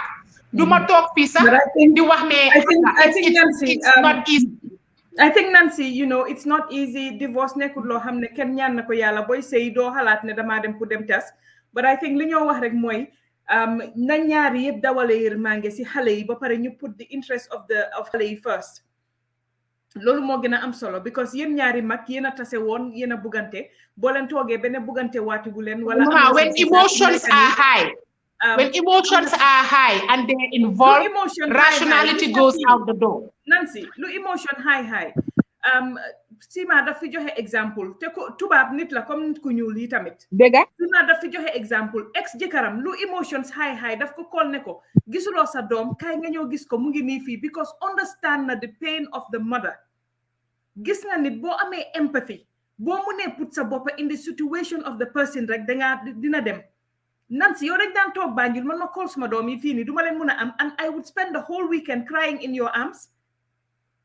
Nit ki boo nekkee ak moom ngeen sëy ngeen tas, it doesn't matter ban circumstance moo tax ngeen tas or whatever the situation might be. Bul wax lu ñaaw si sa doom si beneen parent bi ba pare make sure yal na the access that both parties are supposed to have ñu am ko because ni moo méttee si jigéen bi noonu la méttee si góor yi am na góor yoo xam ne ñu ngi bugg a nekk seen life yi doom yi seen jabar yi ak seen ex yi bañ and it's the same thing with some women dañoo bugg a nekk si seen life yi doom yi nga am góor yoo xam ne xëy na for some reason te lii bari na Gambia fi mu nekk nii am na jigéen yoo xam ne fi mu nekk nii they're living trauma Nancy because imaginal nga jël sa doom kaa di jël sa doom bi ne góor la jox ko sa jëkkër sa ex jëkkër and we see it in Gambia kaa di boobu noonu jël sa doom jox ko sa ex jëkkër yow sa ex jëkkër takka beneen jabar jox ko sa doom kooku di maltraite sa doom sax ba pare yow you don't have access to the child because sa ex jëkkër bañ na xalaatut ne yow yaa jur yaa biir 9 months indi gu doom boobu noonu xalaatut ba ngaa wasin xalaatut dara mu ngi xalaat rek ne kii tas nañ dama ko war a métital damaa jël doomam ma jox ko keneen ba pare ma jël because kaddu bi decide na munuma ci moom munu ci dara dama ko def mu sofa dama ko def mu lifin nañuy dawal yërmaa ngeen nan si man foofu la seetal di best mama xam naa def nañ 2 hours baal ma rek balaa nga dem mais jigéen boobu noonu si life yi xale boobu noonu munuloo ko def foofu noonu dinaa la wax benn tuuti rek koo xam ne duma waxturam kaadi bi dafa jox doomam bi ex jëkkëram waaw yoo xëy na di nga xam ku maa wax man xam naa man moo tax ma indi wax léegi lan moo mun a xew doomam bi si boppam dañ ko won ne ko yaayam juru la keneen moo la jur thank you nga toog si dëkk bi mënuloo gis sa doom Nancy li ma wax def jigéen yi biir Gambia bi xam nga ne somebody close to me bugguma wax but dafa pour gis doomam sax dafa yoon di dem si school yi pour gis kanami doomam bi rek doomam bi te su demee si school bi dafa nobbu because bëggut school bi xam ne ñu oo police or whatever dafa nobbu si ñax yi pour xool kanami doomam bi gis ko doomam bi ñu ne ko yow sa yaay juru la wala sa yaay deena sa yaay mu ngi dunda mu ngi si biir dëkk boobu noonu kaadi yi ñu ngi koo def jigéen yi si biir dëkk boobu noonu foofu lu ci gën a was mooy xale bi buñ ko mu ne ko man gis naa ne maa yow benn time bu mu gisee xale bi xam na ne kii mu ngi fiil ne kii suma yaay la ba dañ ko wax ne kii du sax parce que lu nekk lu gën a bon mooy nga ñeneen ñi di la wax ne soo jëlee sa doom bi doo mun a mu ngi si school bu baax munatuloo ko fayal school bàyyi ko si papaam ona sanga fu ma wax poverty bi tam daf dee contest ñun suñ society nga am njaboot mënuloo leen a dundal nga am njaboot mënuloo leen a toppatoo dafa ne léegi da ngaa dem si kaadi bi ku ëppa doole ku mun sa borom duma la rek boo amee status bu baax nga am xaalis am lépp sa doom yi da nga laa nangu si seen loxo yaay te kenn du ci mun dara muy góor bi muy jigéen bi ba pare tontu paos tuuti rek si benn catégorie mooy dinaa dem foofu ma bàyyi la ngeen wax mooy ne suñ góor ñi dañ rëy ay duma feecal suma jabar te boo amoon jànqa boo demee def fa lu toj duma gis nga yonente bi moo gën béppi mbindeef ba Aïcha soxlee nit ñi ne amoon na time booba jamono dafa am luñ waroon a seetaan te ñooñu ñu si miir bi la teg dafa jël Aïcha teg ko si soole mu pour mu seetaan loolu noonu te kooku mooy VIP ku ci doon VIP kooku la gën a nekk VIP en tant que julit lay wax soo yow yaay yonente bi mun a jël soxnaam teg ko si mbagaami pour mu seetaan dara yow yaa gën kooku ba warloo def loolu suñ góor ñi benn affaire la Mama Sarr li ma laa wax nii mais 80% yi suñ góor yi dañ am jikko boobu dangaa gis sa doom mu dem mu xale bi ngay toog a télé xale bi sa taxal dem kama yow dangaa faatu sa doom bi puub na yow yaay jógee si waañ bi ñoo laab xale boobu noonu xanaa yow juruloo xale bi yow góor bi te dangaa sëy ak nit ku weex waxuma ko parce que dama sëyoon ak nit ku weex man Gambien lay doon ba ilaa yow mi diin dangaa sëy ak nit ku weex nga doom bi dafaa toppatoo xale bi clean ko yëpp te fekk yow doo ko yëg ona sanga fu ma waxee yeneen saa itam ñun dañ war a dawal yërëmande bi mooy jigéen du loo xam ne ñeeney balaa ngaa dégg I love you fekk dañ soxla guddi gi billahi am na ñeena duñ la xool sa benn compliment dara si yow wala duñ la wax dara di nga boo déggee muy siiñ yu nee rek xamal ne guddi gi jot na am na lu mu soxla si yow I love you foo ko déggee mis naa la nga xam ne am na lu mu soxla si yow suñ góor ñi dañ war a bàyyi dañ stiif suñ góor ñi Gambian bi dafa stiif moo tax na ñu ngi suñ dafa paree rëy dafa rëy waaw dafa rëy rëy bi mooy soo demee si yeneen askan yi ñooñu soo nekk man ñu déedéet wala da nga fa ne yeneen askan sax buñ nekkee tubaab dinañ ko def buñ nekkee keneen si biti dinañ ko def waaw dinañ nekk di toppatoo kooku noonu di ko jox loo xam ne yow mi jabar ak sa njaboot kër gi ñu soxla ko duñ ko am si yow duñ ko def this is the thing but you know nañ ko wax itamit kaddu yi ñu ko sañ a wax ñu ngi ñoo déglu soo leen joxee order yi ni sax ne charia moo ne xale bu góor bi si papaam la war a nekk ngir yàlla faciliter leen ngeen jàppale jigéen yi pour ñuy gis seen doom yi itamit parce que man dem naa man am na benn bi koot bi dama fa xuloo ba mu mel ni man maa demoon ak waa ji koot amut xuloo bu ma fa xuloowut si biir koot boobu noonu nga toog ñu toppaan la waaw jigéen yéen jigéen yu jàngay su leen seen jëkkër ne kaay leen nii nga ne waaw ban constitution a ko wax complexe naka lañ ko dee wax complexe waaw ban paragraphe lañ ko wax si constitution bi if you have that preconceived notion about women yow doo mun a impartial si ñooñu seen ay mbir te definitely am na jigéen yu nekk Banjul loo xam ne li ñoo soona tey it's kenn mënu la koo wax jur seen doom munuñ koo gis ñu jaay leen si doole di leen si def loo xam ne kenn mënu koo explain kenn mënu koo wax definitely Sima loolu dañ ci war a wax nan si xaw ma na bëgg ngaa dugas foofu noonu ñu continuer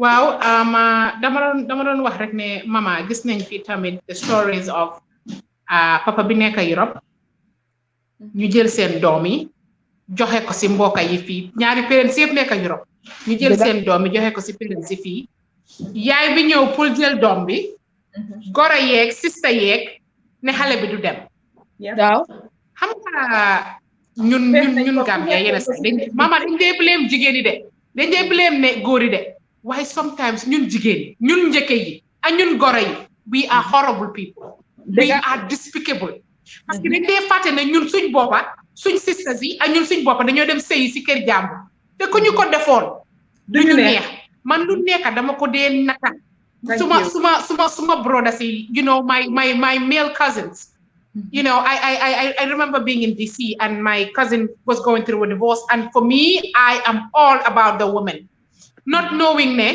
kooku lum dunda te ndeysaan daf she would always tell me Miss Nancy fii soo fi sëyee ak Gambien dee la dóor yoo xam ne te du gis nga li ma dunda you know and then you know after I remember I got married to a Gambian of course and mu ne ma yow you know dégluwuloo ma waaye man this woman she's the kindest human being I've ever met wanut ma dara lu mut baaxaay wanut suma family dara lu mut baaxaay so su fekkee ne sëy boobu tas na man lu tax man duma sàmma ngor lu tax man duma xalaat ne kii dégg la sëyatu ci suma family waaye lu baax rek la fa def dégg la jëkkëram laa bokkal waaye moom ngor la ma woon ak baaxaay te man ki ma woon ngor ak baaxaay doo ma gën a gore mukk la àddina Nancy ñun tamit dañ war a bàyyi suñu xel dogguma la sax de waaye xale bu jigéen boobu noonu ba léegi mu ngi jóge Amérique léegi ñaata yées di xeex pour doomam bi mu ngi Gambia foofu noonu ba léegi ay goro ak ay njëkke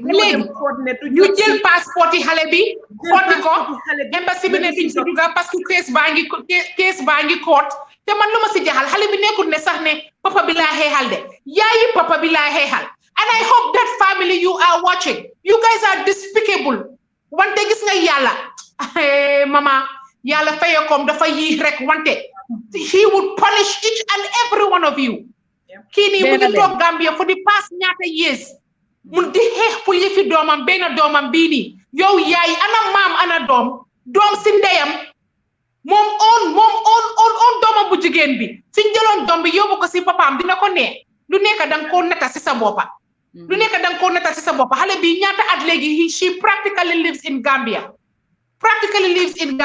te koo kool ñu ne kenn du ko wax and her story rek moo dem viral but there are so many women who have come into our system kaadi court si di leen toroxal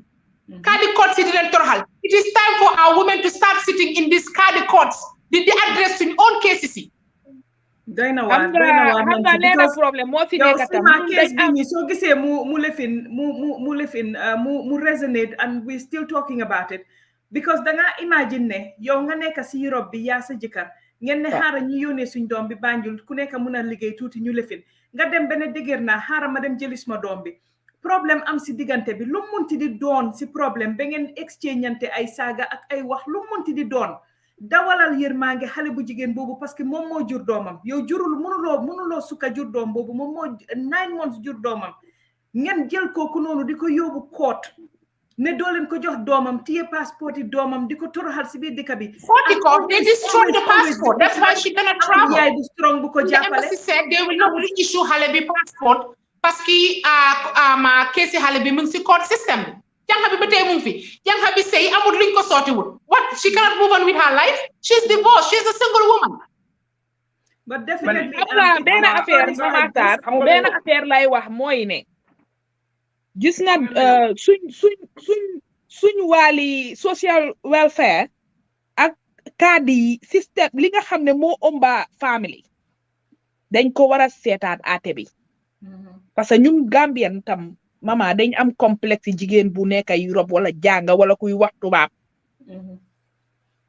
ñoom kaalama kocc bi rek lañ foog ne moom dama bëgg nga delluwaat si loolu bi lay delluwaatal si loolu dañ am complexe si jigéen bu munal boppam dañ teg bot si jigéen bu munal soo munalee sa bopp rek suñ la xasee wut caga bi for ñu xasee la leneen we cannot celebrate our own bi lay delluwaat la si kàddu yooyu bu baax dañu dégg la dañ góor ñi fu mu nekk nii yow Mama Sarr muy mama muy moom muy ku munti doon ñun muy taxaw di wax si media yi nii dañ dee dem be gaay dañu dee classify ay jigéen yi nga xam ne ñoom ñoo bëgg a yàq askan bi te fekk ñun dañ ñëw pour defar askan bi tey boo waxee si positive side nga wax si negative side kan naroon a baax ku baaxoon dafa yokk a baaxaayam ku demoon ba jaada yoon dafa delluwaat dem fexe nu moo defaree baax tey benn affaire moo nekk complexe di nga tey soo demee place sax man dal na ma nii suma dem bii dañ nekk si moto maa suma frère mu ngi dawal moto bi di saxaar dafa am problème police bi stop ñu bum ñu stopé suma friend bi moom dafa xaw a am xam nga Angleterre rek dafa am accent mu commencé di wax moom angale moom moo laata tubaab sax de kooku tontu ko comme ñun nilaar lañ ñun flamand lañ beneen side bi mu ngi tontu wante moom so after mu jékki-jékki waaw you guys you think you are better than us man ma ne teg rek waxuma de mu nangu suñ kayit yëpp teg ñu si police bi lu mu 30 minutes di ñu wax ne waa ñun dañ fone ñun ñoo moom dëkk bi parce que dem Europe ñëw da ngeen yónnee ñan xas ñoo xas ma ne teg rek ma ne teg di ko déglu fan la mujjee Thiès commencé man Thièsuma de parce que man xam naa ne daf ma xool rek xam ne kii ku bari ay la mu commencé ko you are beautiful nii naa ne man muy ma see gaaruwaale sax faalewu ma ko dama laa ne la ñun suñ góor ñi ñoo am complexe jigéen boo xam ne dafa munal boppam jigéen boo xam ne dafa dawal moto tabax kiram wala jigéen boo xam ne tey jii boo ko gisee saa su nekk xoola jàngana jigéen bu jànga lañ am problème definitely nga dugga you wanted to come in there no xam nga gis nga mama xam nga li important right now mooy problème bi is across right now waaye dafa am li nga xam ne ñëpp ñu ngi ko fàttee wax te hence this programme mooy to better society now li ngeen a wax fii yëpp mama ñun fii ku fi mer that's where we react foofu mooy di focus right now problem and how to manage problems du ñàkk si benn diggante fàttalikul ne marriage is between two people ñi nga xam ne bokkuñ dara bokkuñ yarukaay bokkuñ juddu xamante wuñ and someone has to go low the other go high a bit not abuse but foog mu am kuy command authority and kuy déglu ak kuy topp ak kuy lead now loolu fu mu am ñi nga xam ne bokkuñ anything in common apart from Adama Awa ak Dika ak xanaa mbokk sometimes foog there is bound to be friction sëy bu neex fii rek xamal ne ko diga suma xarit mi laa wax nii dafa yaaga tagga jikaram di yaaga tagga jikaram may ko woon di yaaga tagga jikaram benn dee midnight na ma koot di jooy lu xew ma ne ko waxoon na ko dafa divorce ne ko déet passé na dafa génne bi ne ko déet passé na so service mu ne ko déet bu def loolu baaxut he goes down your record but li nga def mooy yow yaa gisoon ki nga bugga nga sëy nga wax ne ku baax la xanaa tey ku bon la ma ne ko just see it as a mistake but waxtaan leen ngeen seet ni ngeen a mën a jëli problème ñun waaw aussi nag sa mistake dafa bari de mistake yu bari maa tey la suñu waxee rek nga ne mistake la apologize al move on bàyyi ñoo yooyu noonu mistake yu bari maa tey la xam nga ñun suñu problème mooy naka Mama Sarr Paos dog naa la foofu jigéen bu nga xam ne yaa ngi nobantee sa jëkkër su la neexee tagal ba suba sa jëkkër la te gis nga bés bu mu defee lu bon nga nar koo bàyyi xoolal bul nangoo dégga société bi lu ñoo wax ba nga bàyyi sëy boo xam ne danga see am naxar nga am goitre wala di feebar te nga continuer Paos xam nga gis nga li ñu war a emphasis fi ñu war a put the emphasis mooy li ñu war a emphasize mooy when we have problem how do we manage that problem ñun ñëpp tey jii suñu weakness mooy crisis management amul fenn fu xëccoo ak niiroo ŋaaroo amut but the best among us mooy kii am problème dallu jiital xelam but not xolam jigéen nag mu nga ko def dara right now tey mu fàtte fukka yu baax yi nga ko defal yëpp ak démba fi ngeen dooree mu ne man daal danga ma bitee man sa point demal sonn but fàttalikul ne amul benn sëy buy toog ne sonn amul benn sëykat buy toog naan si li ma dugal because remember la mama yaa ngi yëkku sa kër papa sa kër famille yaa ngi dem foo xam ne you expect to cook on time as in principle to go to bed on time wake up on time do li nga xam ne is the unusual li nga def sa kër fa now su fekkee ne yow da nga decide ba am going into a marriage now you must be prepared to get that communication and that management fii UK Europe ñu ko ooyee counseling mooy how to manage the crisis now why not ask ourselves why not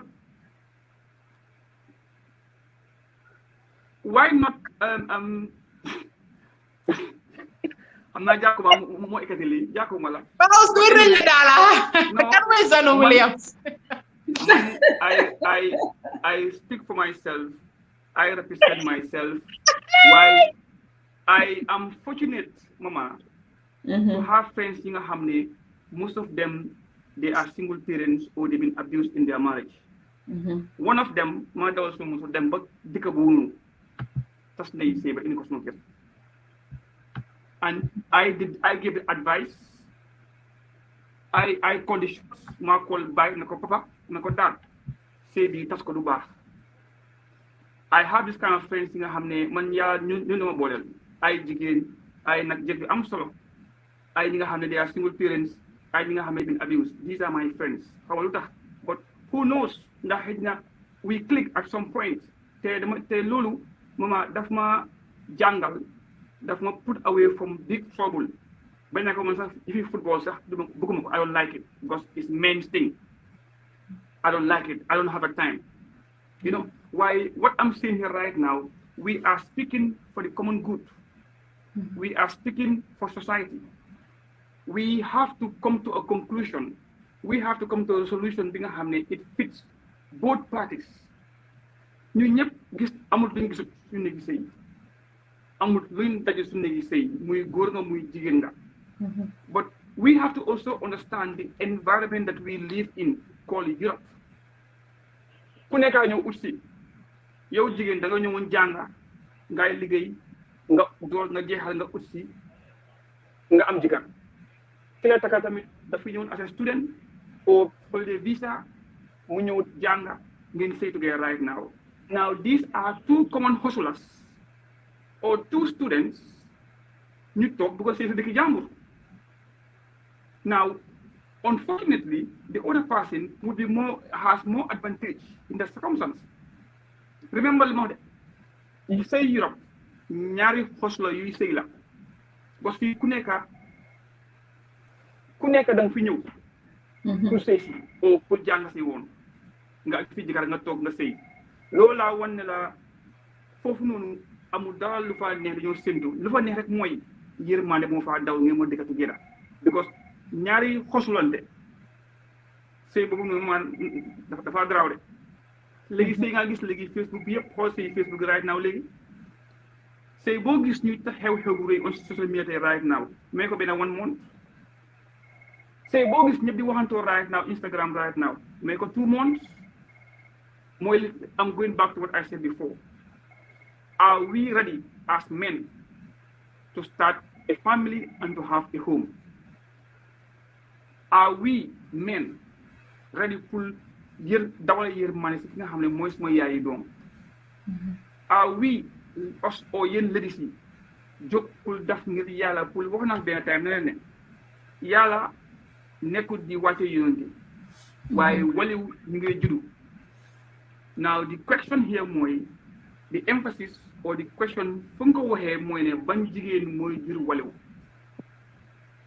loolu jarul ma see wax into detail because wax nañu ñan la ak kan la wan ñi ma waxal mooy ñi nga xam ne dañ pré jóg pour def xam ne bàmmeel lëndëm la xam nga Gambia slide of ñëpp naan dëkk bi dafa xat dafa tàngaay lay ñëwal nga am sonel nga taal bàmmeel night bu off ba ilaa yow mi diin la amul AC amul fan amul option amul castor yaa fa nekk ak wan rek mooy lan sa jëf jigéen ñi sëy nañ xool ne góor gu bon lu mu bon bu mu la dugal safara bu mu la jox tur bu bon in society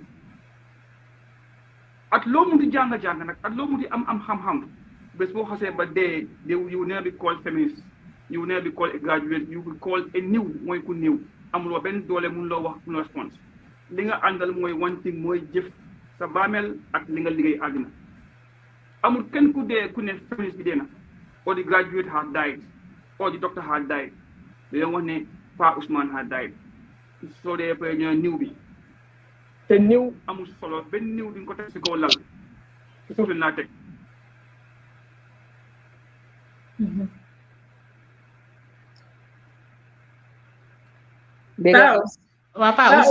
office am nag moom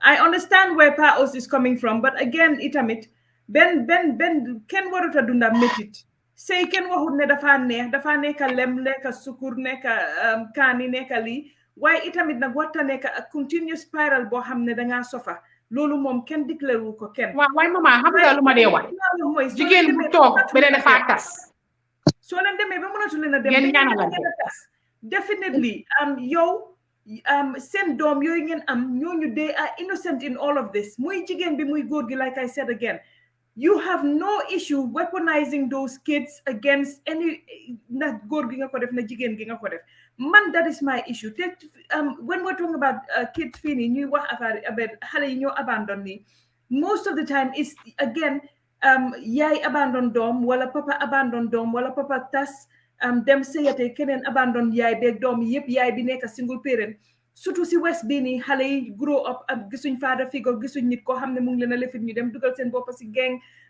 am xarit yu bon ñu dugal seen boppa si drug abuse or anything yii la ñoo waxal ne what is the solution one identify nañ ne war nañoo dawalante yërmande war nañoo amalante understanding in terms of ne nga xam ne xale bi is innocent yow da nga war a nekk si life am just as the mother has to be in the life of the child but what do we do as a society to ensure ne góor yi ñu understand and most of the time is the men that's why we're saying góor yi pour ñu understand ne xale bi whether you like it or not kooku sa doom la waruta bokk si sa xuloo ya kii li la war def ko si moom ba mu sekk li si des nga bàyyi ko comme ni papa kenn yaa faa dunda yaa faa dugga te yàlla dina la laaj naka nga sàmmee woon te yàlla ba ñëw ba ngay takka jabar sa la nga joxe woon mooy ne da nga yàlla sedde ba nga ko seddaloon mooy ne di nga yaay koddal yaay jox mu lekka yaay solal yaay def lu bari su fekkee loolu yow dem nga ba defuloo ko yëpp si sa sëy at least doom bi responsibility bi nga am pour si moom ndax waruloo koo mutal nan si waaye mama nga ne what is the solution sëy bi biñ koo taka mana naka jëkkër jabar takkuñ ko de ay kilifa ñoo ko takkoon su fekkee sëy bi dem ne ba tas ana kilifa yooyu noonu mama pour wax ci dañ waxante dëgga man dama dee wax ne papa su fekkee toppatoowul doom ana sister papa bi ana brother papa bi dëgga la it's not their responsibility but let them step in because they were all part of the marriage. Marriage is not limited to only two people, the mama. It's a community, especially ñun suñ sëy ñun suñ sëy dafa métti de you have to deal with the sister-in-laws, the mother-in-laws, and they all feel entitled. If you are dealing with all of them through the marriage, when it ended, su fekkee dafa tas, ñoom tamit they have a role to play because this kid is their nephew, is their nieces. These are also their blood. Su fekkee papa bi abandon na, ana mbokk yi. So the solution is ne. Su fekkee ne ñun li ñoo oote si ñun as a society is there. Li ñoo oote si ñun lay wax de. Parce que dañ dee wax ne ñun we are a close knit society. Africa xamuñ lii, Africa xamuñ lële.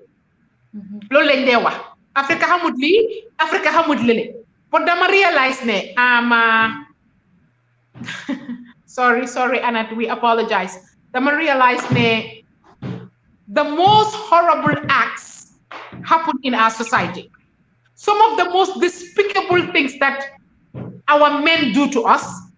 Tubaab bi duñ ko dee def tubaab ñoom suñ la bëggut bugaatuma la na ku nekk ñaanalante. The worst that could happen moom ñu dogat la defal la si biir trash bag sànni la si biir géej bi ku nekk you know and that's it. That is like the psychopath ones. But I'm just saying that ñun as a society, where are the rest of the families to step in? Su fekkee sëy bi dem na ba tas. Ana maam mi, ana sister jëkkër yi, ana brother jëkkër yi to step in and settle this man. And that is the part that is wrong, Mama. That is the part that is wrong. Lu nekk dang ko naka sa bopp parce que yow am nga sister, yow sa sister su fekkee dafa dem sëy ñu def ko loolu du la neex. Why ñun we always don't tend to put ourselves in each other's shoes. Loolu moo tax affaire bi métti. Because if we are putting su fekkee ñu ngi def each other's shoes, then things will not be this hard. I think the solution is men need to man up.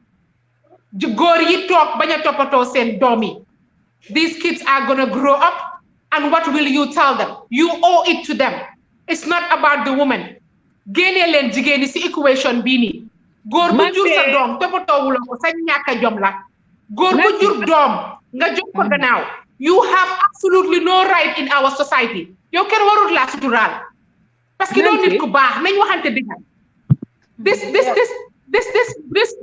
This boy did not make did not make the decision to be born. Su fekkee yéen ñaar ko def ngeen isi ko si biir àddina. It is your responsibility yéen ñaar ñëpp.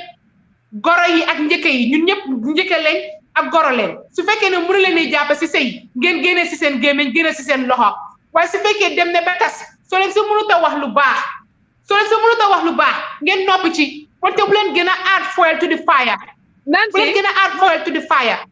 Nancy man dama bëgg a ñëw si benn affaire tam xam nga takka jabar ak mat ko ak mun ko du benn nekka góor ak nekka jëkkër dafa utee bi nga nekka góor nga am xaalis bi am lépp mais sa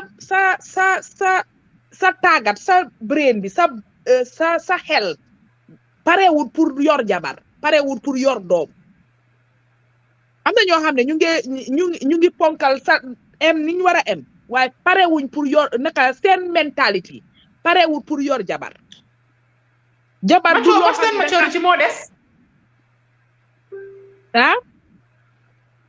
ma ne maturity exactly da nga gis ne góor xam nga tey famille si luñ dee bàyyi xel mooy góor moo tax góor boo fekkee da nga takka jabar si farata yàlla sunna su Muhammad nga am famille interact tey sa doom bu fekkee ne tas na ak doomam jooju noonu jabaram yoo xamal ne ñooñu seti sa doom lañ sa deret lañ tey aduna du neex ba sant xale bi jël sant yaayam unless in some cases daf dee am parce que bu papa bi démissionné yaay bi mun a jël santaam jox ko am na ñoo xam ne dañ juddu ba maaga seen sant yaay lañ am na papa ji daw na responsibility bu yaaga nga dem ba mag nekk ilimaan nga xam ne kii sa doom la te doo ñeme ñangaan am na nga nekk ilimaan nga am doom ak beneen koo xam ne bokku leen diine demuloo toppatoo sa doom ba sa doom bi fu mu nekk ni yow nga nekk ilimaan waaye sa doom bi pasto la doo ci mun dara suñ dëkk bi la xewee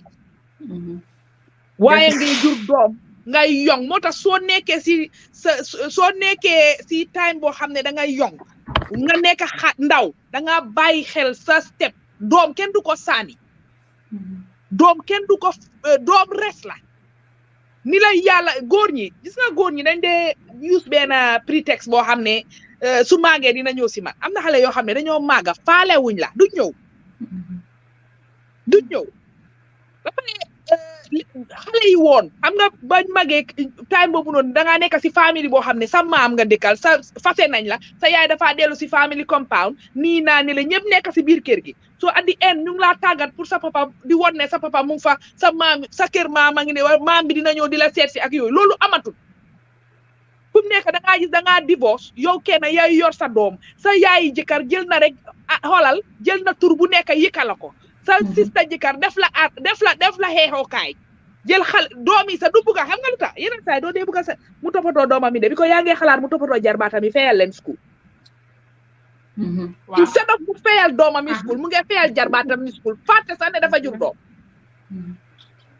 suñ askan dañ feebar xam nga saay bu nekk dañ ko dee wax suñ askan moo feebar ndëppal général lañ war a def góor ñi nag dañ leen war a ndëppal tegaat leen ci yoon bu ñoo takka jabar ñu teg leen woon leen sarte yi sëy parce que góor bi dañoo takka jabar taxaw foofu waaye bilaay tey dama takka jabar yow xalaatuloo sartay sëy yaa ngi xalaat guddi gi naka nga war a rëkkee xale bi nañ ko wax te dee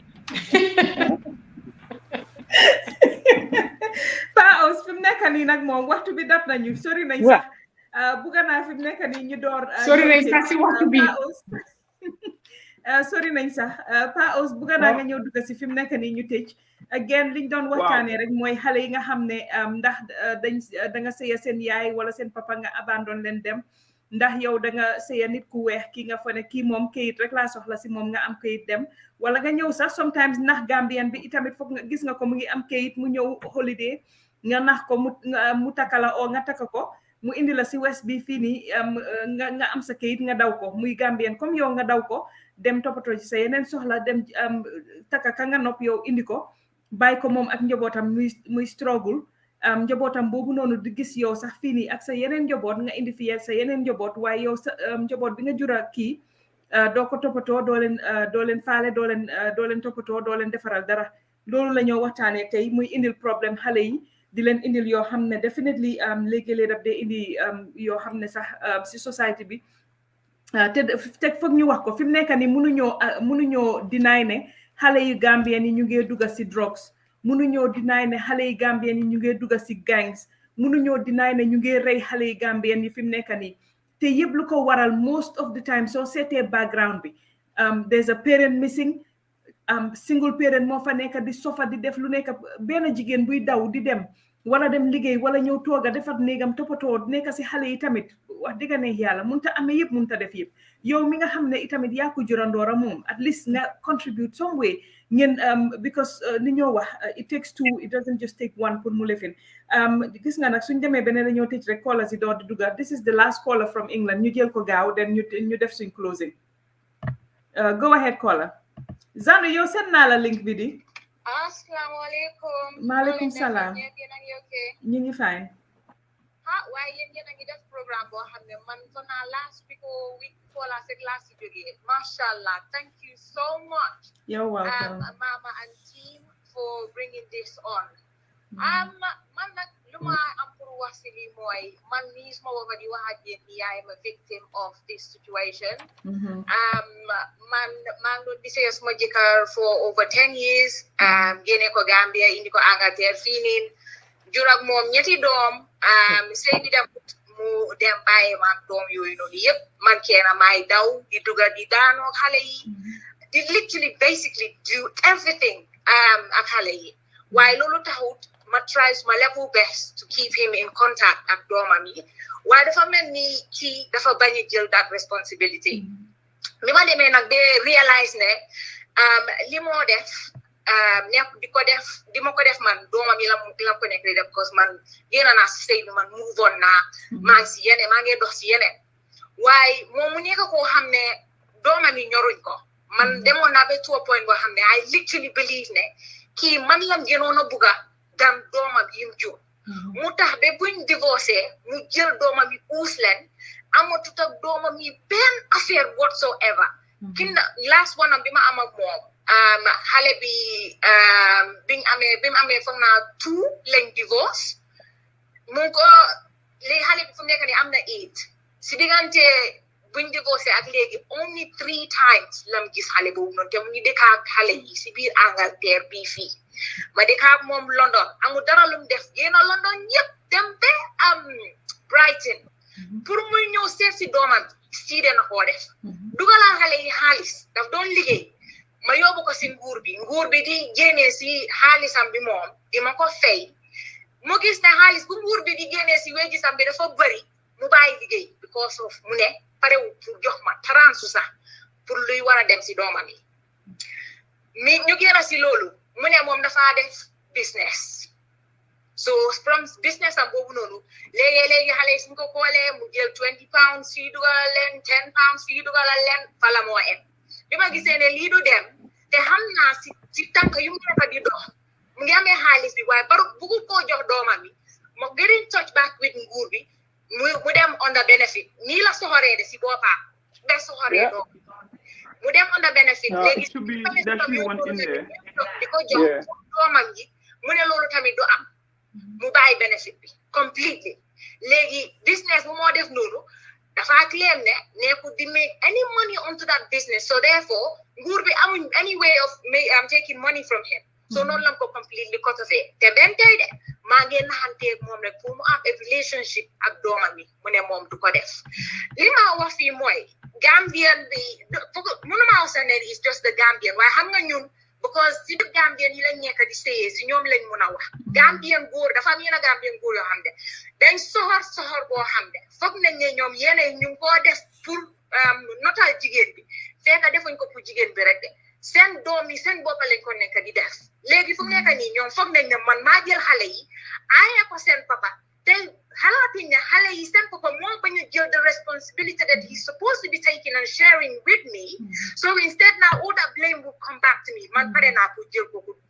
loolu noonu li ma wax fii rek mooy na góor yi delloowaat baak xol yërmande soo teyee nit ki ba yàlla def tey seen ànd dematu send doom yi waru ñoo suffer into this always consider the kids man tey su ma meloon ni moom naa doon di wax ne xale yi man keena juruma leen so therefore I'm not going to be the only one taking the responsibilities waaye dama xam ne su ma ko defutee man maay loss at the end of the day because xale yi dañoo dem si nguur bi te loolu man du lu ma gënal xale you grow up in single parent families this is what we fail to realize ne ñu ngee torture xale yooyu noonu ñun si suñ biir li ñoo wax mooy xale yi suñ magee seen papa dinañ dem uti seen papa I need to tell Gambian men that this xale yu juddoo si biir Europe bi fii do not think like that boo fa nekkutee from the onset be rest assured that boo demee ba xale yooyu noonu ñu mag ba ñoo mën a seen boppa don't come knocking in their doors and claiming to be their dad because you were not there from the beginning and they will tell you this in your face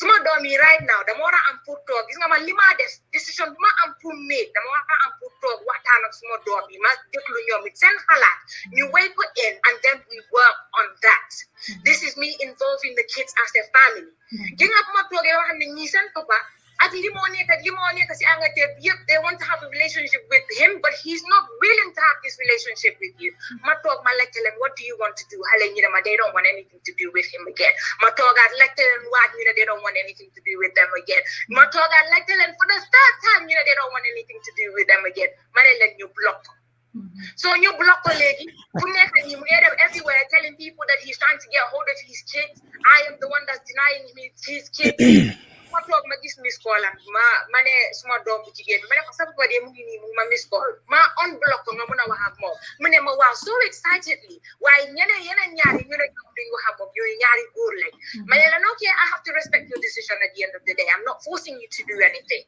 so noonu laa jëlee téléphone bi ma unblock ko ma call ko back kii mu ngi budil suma doom bi ay ndey yu ñaaw yoo xam ne fu saaga ndey gën a ñaawee foofu la ko buggee suma doom bu jigéen dafa téye téléphone bi nii rek naan what Daddy, what?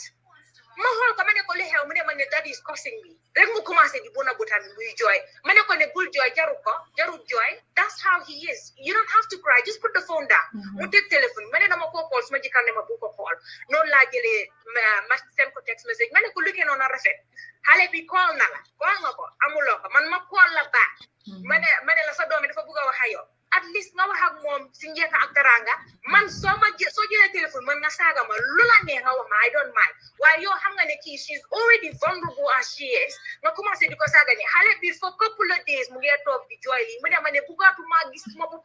Ever in my life again, Buka tomorrow have more. Maneko Emily speak you no longer decide I will respect that. Maneko at the end of the day, Sapapala. Maneko hang not faneka in a bad mood because right now we have yet more and we acted the way he is. Manemo, but mommy, that's not an excuse. I haven't spoken to him for a while because my mom one day I don't want to speak to him again. They decide not to speak to him because I didn't expect this from him. Maneko wa he's still your dad. I'm gonna feel like different. Because you can still comfort those kids to tell them that this is your dad still. But your dad don't want to know. So you claim a father that you never was there. Lord, I'm feeling protect. Then you put the kids first. Relationships in your way.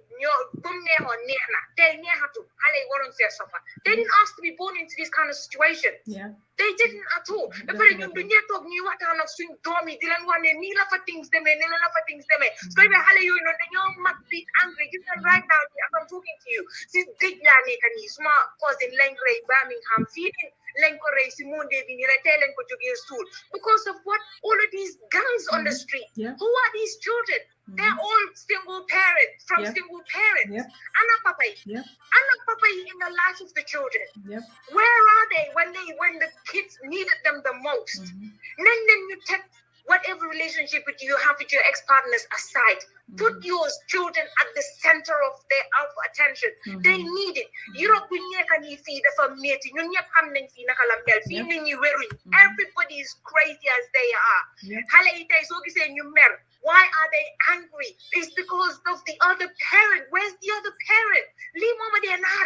Where is the other parent? And it's always, it's always Hale Dempsey Gangini because they're looking for a sense of belonging. Sweden Nonula, in America Nonula, Angleterre Nonula, CNN Dekayib Nonula, and Gambian kids are dying, whether you want to believe it or not. Gambian kids are dying, and it's time you joke as a society. You try whole nakala you solve this problem. If you're a man, you're not in your child's life, you need to be in that child's life. Amud no excuse bo hamne lo jote biya whatever or lo jote papam, that's your business. You adults sort that out. But digante halebi ak parentam, you guys need to just not be involved in that. Te ken waruta neka di duga di and gori I think the sen Nancy wax nako fini sen mbokay war nañ itamit di wax ñoom ne leen ne xale yi ni they are your kids. Ndax bàyyi nga wante nga ak jabar bi wala bàyyante nga ak jikar bi has nothing to do with these kids. Make sure ne yéen ñaar yëpp you co-parent ngeen def the right thing by the kids because the kids best war a ñëw first before anything to do with yéen adults. Definitely. Mama njeke ye goro yi sama gide kan nan simun ko do wa ali ñoo gena bon so do mi time do mane de yo Gambia every year dama ana xale yi Gambia goro yi njeke yi ken pa ma tante yi lañ la de o xam nga ñoo ñoy tante Ken all contributed anything towards all of this. Nan lañ def ñoom ñep dañoo lem sen loy ñu tok ne bayil ko so doom yi suñu magé dinañ la ñëw utsi. I think last time ma do di wasli pa os tamit was saying the same thing. And I think this is a wrong advice for anybody who wants to a missing parent. Lan moy lolu. Why are you taking responsibilities when you're supposed to be taking those responsibilities? Why not what for? All that child wants is answers. Why were you not there? Mama lima ko wax moy kola bi lima ko wax moy thank you na topato njabot na ko topato gis nga lolu mentality Gambian la moy tok in a certain position di xalaat ne yow da nga topato sa dom yow nga abandonné sa dom lim wax ni sa man daf ma choqué xale kenn du ko saaga ndey xale doo ko saaga xale doo ko wax yeena wax yi dafa nekk ci mémoire bi du mu sa deñ lim bu ko def noonu maa ngi masawu xale bi parce que lii lu métti la ci xale bi nga am baay nga nama ko nga kool ko mu war laa saaga lu métti la dañ war di bàyyi xel words yi ñoo use pour xale yi words yi dañoo war a seega ban word la ñoo use pour suñ njaboot gi après leena moo si nekka da nga jur doom jotewuloo yaay bi bu séyee sax balaa nag ñeneen nag mama sa bàyyi nga xel ne balaa ñoo mun a bañ seen doom yi seen jabar yi sëy ak keneen balaa ñoo mun a bañ seen gis nga Sima mooy li fi Pa Ous wax gis nga soo xamee ne dangaa fiir bu demee nekkaa keneen trial nga sort ko out bu dem fanaa moo gën because doo xëy dem sëy keneen nga bugg a nekk di indi problème alali ku saagan ku farlu rek a koo jëla alali ku saagan ku farlu rek a koo jël muy góor jigéen Zanu Duga si na moom nag nii la dee def dafa bàyyi ba end of programme bi ba ñoo war a ñëw jeexal mu door a moom nag gisoon naa mu bindane daf ñu Pa Ous góor yi laa farleel bi ñu ngi koo déglu yéen ngeen invite Pa Ous pour mu représenter Voice TV non dañ invite Pa Ous pour mu wax lii always yow xam nga loolu Pa Ous di invité Pa Ous ci kër gi la bokk right why Pa Ous was here to give someone home he was mostly on your guys' side. No, first of all, it's well, that's how he comes out to me. No, but anyways, first of all, we have to understand that it is really difficult to be a black man. You are not safe outside. Nga ñëw ci sa comfort zone fu nga foog ne you are gonna be safe. Dafa am tamit jama. Jigéen ñi mënuloo wax bee ñu may la jama. They're just in your ears. They're just in your emotions. Xam nga yow, those are the days when sa góor, because two captains can be on the same boat. They always have to be one captain. Man góor ma sol tube. You also buge man ma jola suma tube sol ko, then you become you take charge of the house and I'm out. Duma nangu neka second in command in my own house. Okay? Yan jigeni, you guys have to understand that you have to know when to shut up. You have to know when to say sorry to your husband. You have to know when to know that your guy is not in the right mood at this time. Get that space. Because you are going yang line bo xamne ñu neenu ci line bo. No, hold on. No. Please, I did not interrupt you. Just give me a minute. Okay. Already nga joge si sa liggéeykaay or even on the street and you're calling someone boss. You expect when you come to your house, someone calls you boss. Ñun suñ mami ak suñ yaay time bu njëkk dañ bandi. They know how to deal with their husbands. That's why they were able to stay long in their marriages. You gis ne legi, this gender empowerment, this gender hardcore feminist, that it becomes confusing to a whole lot of these women. A whole lot of our sisters are so confused in the fact that they feel they have to watch their husband. They have to scold their husbands. They have to scold their men to the point that they cannot even breathe. What has this got to do with the kids that are being abandoned? Man, of course.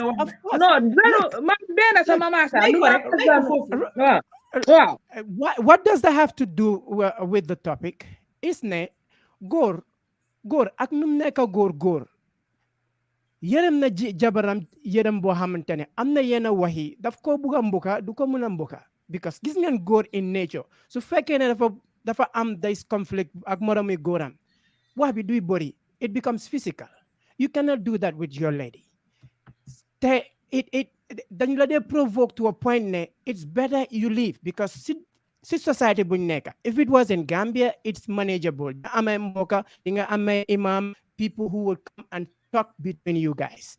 Here in the West you don't have that opportunity. Being a wrong move can land you in a very, very nasty place. And all of that jigeni ñoko nekk di cause because they feel this gender empowerment is a way to kind of bash their men, is a way to kind of try to discipline their men in their own terms. If not, kër bi du ne. Sumay, jigéen dafa war a jonge, dafa war a am nu muy terale góoram, xam nga, you become caga in your own house. Wala góor pour na ko yomba na. Zanu, man li ma la laaj mooy ba léegi yow soo meree jigéen bi lan la loolu am pour def sa role ak as your doom father as nga take care of sa doom as the father lan You la guys loolu are not giving the lolo muy am because jigéen bi is not giving the girl the opportunity to play a role as a father. Again, want to have a kid and wants the guy pour mu ñëw to be in that comfort zone. If the guy cannot be in that comfort zone to be in line with her principles, then it means the guy cannot be dafa use dummy to on the guy. That's what we've seen in many relationships. Jigéen they always want to use their kids against their men. Zanu man baal ma akade xëy na yow sa idea nga wax lii amul dara lum defa féminine. Well, sa doom you understand it. A whole lot of people don't understand. may ma laaj da may ma rek may ma li ma wax mooy ñun ñëwuñ fi pour wax waxi féminine wala faral góor wala faral jigéen. soo demee ci gannaaw dégg nga ma ne am na jigéen yoo xam ne dañoo xot seen doom yi parce que xale bi gis suñ koo xoolee ñu ngi gis kanam bi si baayam si seen si mama sa you can remember ne waxoon naa loolu. ñene yëfi lan la mooy dañoo use the child against their father.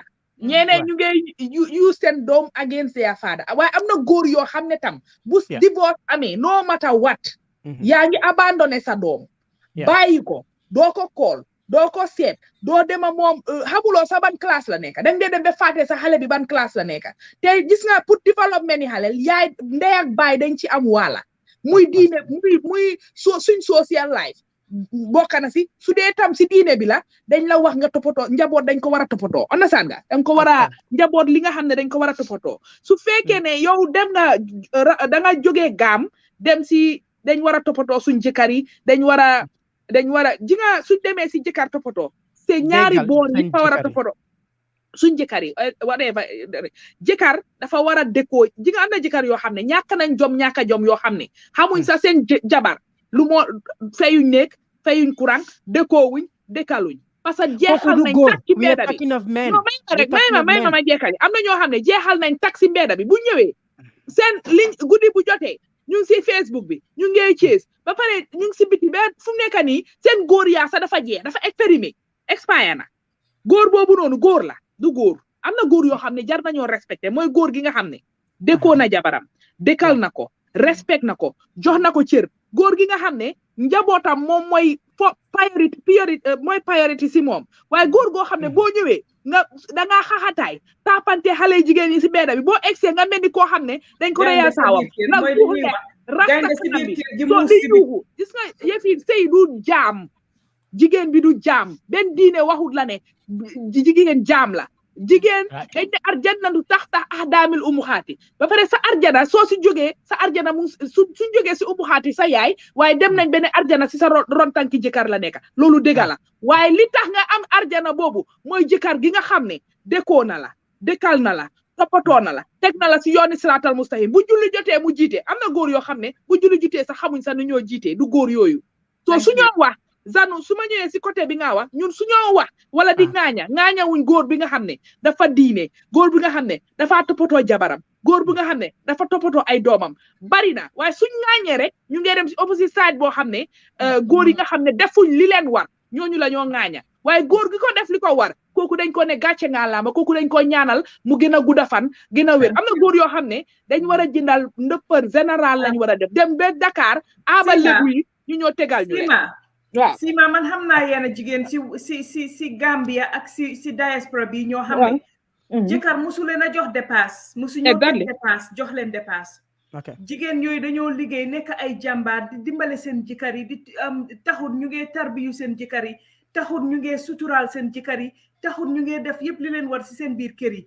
waaye ñu am again problème a seen jëkkër yi wala ñu abandon leen ñu jóg bàyyi leen fa ak njaboot bi dem seen yoon ñun si loolu la ñoo wax Zanu exactly xale bi dafa deserve because fi mu nekk nii liñ gis mooy xale yi ñu ngee dee si gang yi xale yi ñu ngee nekk si drug use bi xale yi ñu ngee nekk si biti amuñ identity because xamuñ whether it's the visa niñ leen di ooye this visa kids yoo xam ne da nga am sa visa nga abandon seen yaay wala nga sëya jigéen bi nga abandon ko or whatever so what we're saying is xale yooyu noonu dañ deserve to have a father figure or a mother figure. It doesn't matter yow sa problème ak jigéen boobu na danga ko bëggoon a mbukka na bëgguloo ko mbukka na ñaari captain dina nekk si biir néeg or not. Exactly. The point is that as long as yéen a decide on pour sëy ngeen decide ne ñaari ta captain ngeen mënu leen a dem ku nekk mu dem yoonam, the kids have nothing to do with that. Your responsibility as a father foofu la ñoo waxee ñun. Of course, and foofu la doon di waxee soo dégluwee I just gave you an angle as to xam nga ñu ne lu yëngu am na lu ko yëngal. And Manela, I'm not gonna take an example in Europe because what the social structure is in Europe. I'll just take an example here in America. Pour wala ne it's already hard enough for a black guy, not inside, not outside. Outside. No, we'll talk about that because next week loolu lañ bëgg a waxal the struggles of the black man and whether we are struggling enough to take care of the black man or to be there for the black man. Loolu nañ ko indi next week. Why tey li ñoo wax mooy even if you have those struggles as a black man, Zanu, da nga war a realize ne loolu moo war a gën a tax nga nekk for the black boy or the black girl. I totally agree. Xale boobu victime la xam nga xale boobu noonu Zanu luñ laa woon ne victime la ci ndeyam victime lam si baayam li ngeen jotee yéen la concerne bu la neexee ñu nga beeta sa jabar ak beneen góor loolu du yooni xale bi yoonam nekku si xale bi indiwut boppam si àddina bi pour ngeen war koo treat kenn abandon ko wala kenn responsibility bi nga war a jël la muy society bi muy si biri àddina muy si biri diine bi everything da nga war a toppatoo xale boobu noonu parce que indiwut boppam foofu la ñoo waxee whatever li nga def si sa yow jigéen bi loolu amul dara and we are in line we're in the same page in that lu ñu wax is basically in the same page waaye dañ luñ nekk di jéema frame here is ne lan moo lead to that foog naa loolu lañ nekk di jéema discuss why are many fathers basically because there's no excuse. No, there's no excuse. It's not an excuse. But nit rek la am na fooy dem fooy tollu xam nga you just want to just take the route that gives you peace because nekk fi di xëccoo sa doom ak sa jabar daf day indi more conflict in the family. Xam na a whole lot of men yu nga xam ne they are going through this. Is that me? Go ahead. I'm not a whole lot of I'm not a whole lot of men you nga they are going through this, and when they explain to you isn't jigéen bi in the relationship mom feel na this is the only way he can put hold the man hostage. Li la de muna use domi la de use pour hold the man hostage. And man bi dinga dem basic kanam you'll know that this is not working for you. This is putting you more in a deeper trouble because of any time when you gise halebi, you have to be in contact with the lady, and the lady dula musame jama to be at peace with your son or daughter. So all that always will always bring conflict. Of course, be the mother, be the father, the influence lower sisadom hamga it's general, it's across. Yaay bahna si dom, papa tamit bahna si dom, astuma dom bu góor hamga. But there are a lot of fathers who want to take this responsibility, but their mothers amna jigéen yu nga xamne they are so toxic to the point that you rather just stay away and let your child to come to a matured sense, you can have that good relationship without the influence of the mother. Yeah, in the West, the influences and dom is so toxic. It is so toxic. Some of them.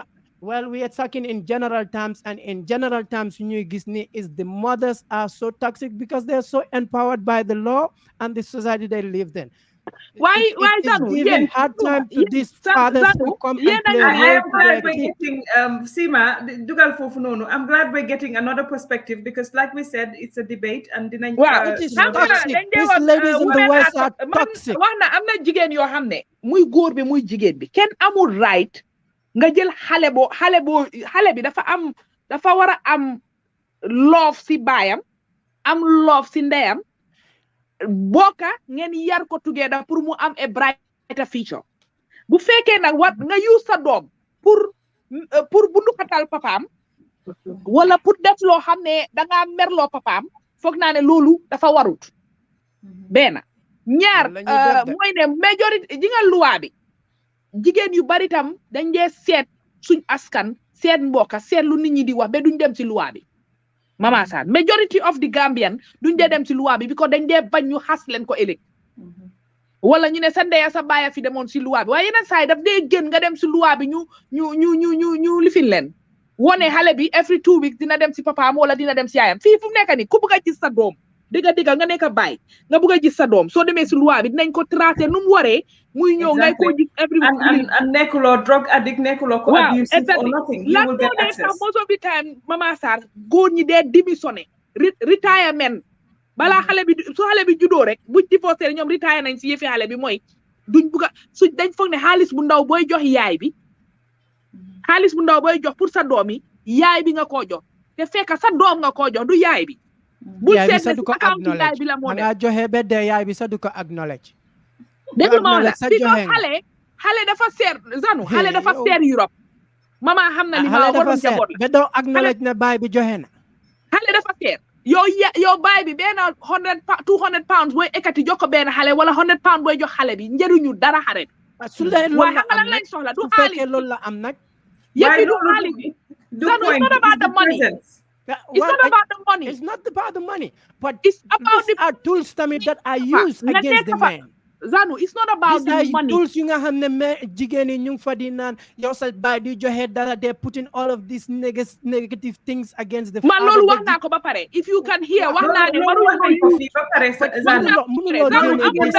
góor waru ko def man awma lu ma faral góor wala jigéen loolu moo nekk di xew man li ma wax mooy benn jigéen amul raay léegi waxuma la time rek waaye ñun xaabaabal nañ yi xaabaabal we either continue this topic next week or you into the struggles of the black man surtout non li topic bi na Mama Sarr man ñu seetaan wax leen ñun ndax ñu continue topic bi next week or you into the struggles of the black man in the diaspora next week but man and woman kay la war a nekk lii moom ñi fay struggle amul black man de foo ko black man why black man goes through more struggle yéen black man bi kay moo la yéen am na góor yoo xam ne léegi Mama Sarr nga góor yi lan la nga before ma jaar fi tuuti ma bàyyi nit ñi ñu wax am na góor yoo xam ne dañ juddu rek ci da seen lal bi ne dinañ nekk millionnaire si kaw jigéen ñi pour lan definitely dañoo am na ñoo xam ne takkaatuñ sa jigéen boo xam ne amul barke bi mooy jigéen bu amul xaalis ñu nge soo demee soo amee xaalis ngay leen a toppatoo yow la ñoo teg suñ paree nag yow la ñoo gën a bundu xatal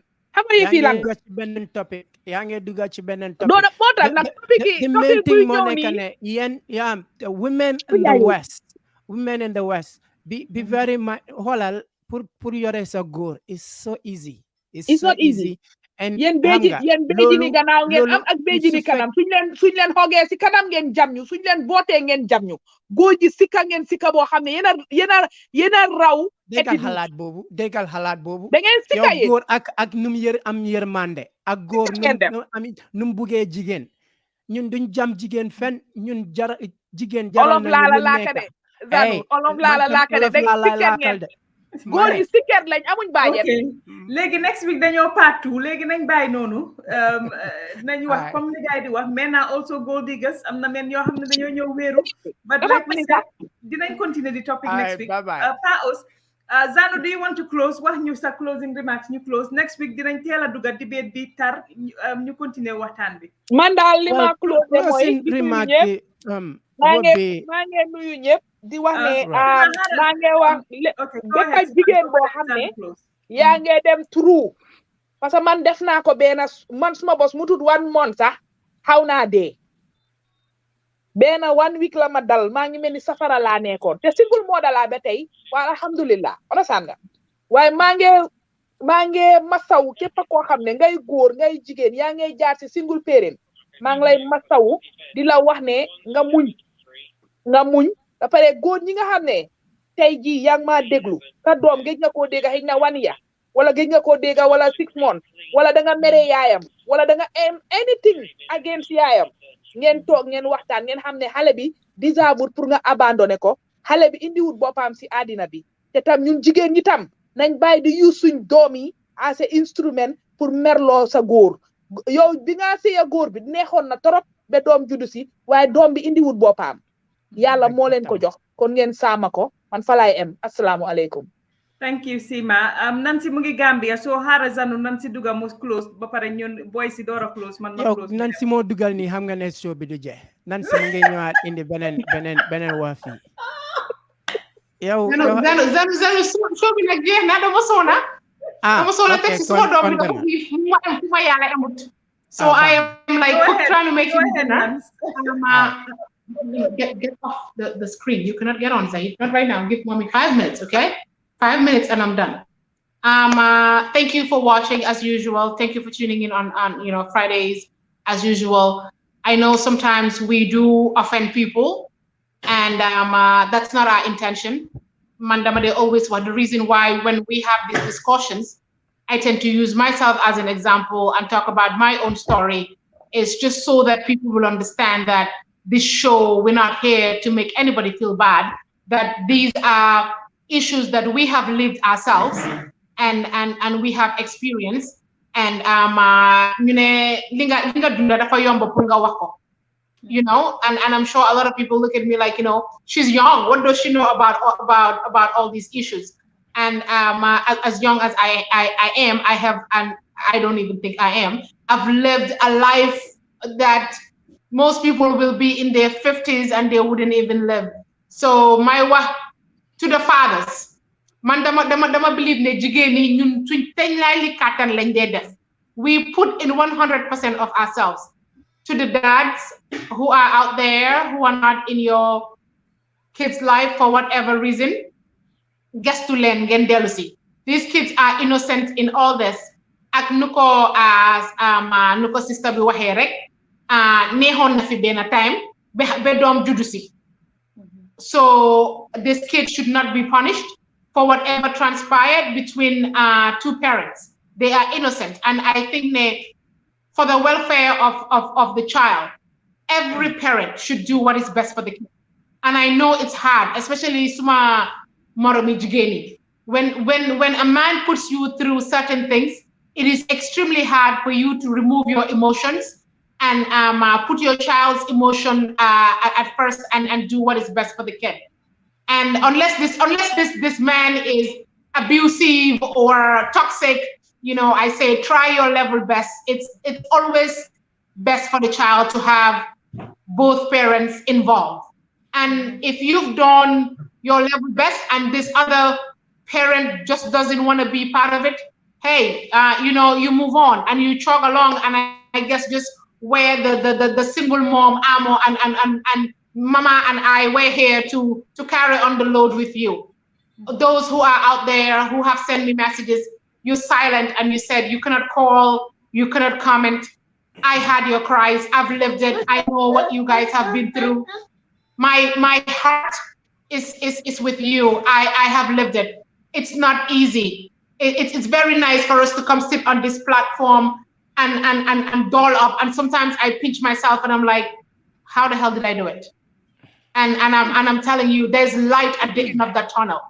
It's gonna get better.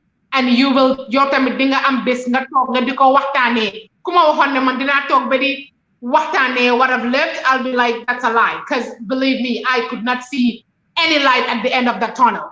And here I am. Ma di sante yalla. Because not everybody have the support system, and support system is extremely important. You buy nobubi, because most people, the ones who suffer the most are the ones who think ne danga stural sa bopa. Gambia, believe me, we all know each other's worst secrets. You're not trying anything. There's nothing luma wafi. Law have 80% of Gambians how many about man. In fact, I'm sure they even know more about my life than I know about my life. So affairi nobu want to be, and and I understand ken bugut sa lu gëna ñaaw, and it's not even ñaaw, it's an experience. You lived it. It's your story. It's your story. Share it the way you want. Share it with a friend. Write it down. So ko bugut to share again, write it down. It's therapeutic. Man, I guess because I talk so much, like Zanu rightly said, ne mënuma ñëw wax 2 minutes dem. Xam nga fa mu door ma dala mom. Like like he rightfully said, for me, what therapeutic is by talking to other people about it. Zanubaima, it's by talking to other people about it, no matter who it is. Be on the bus, somewhere and speak to a random stranger, and just tell that person your story.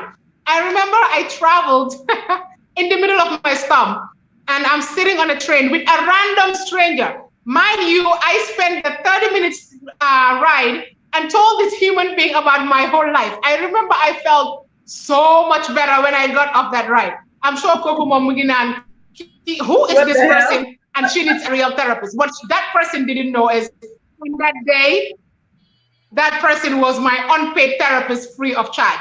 So shout out to all the single parents. You are doing an amazing job, whether they tell you or not. Chug along, we are here.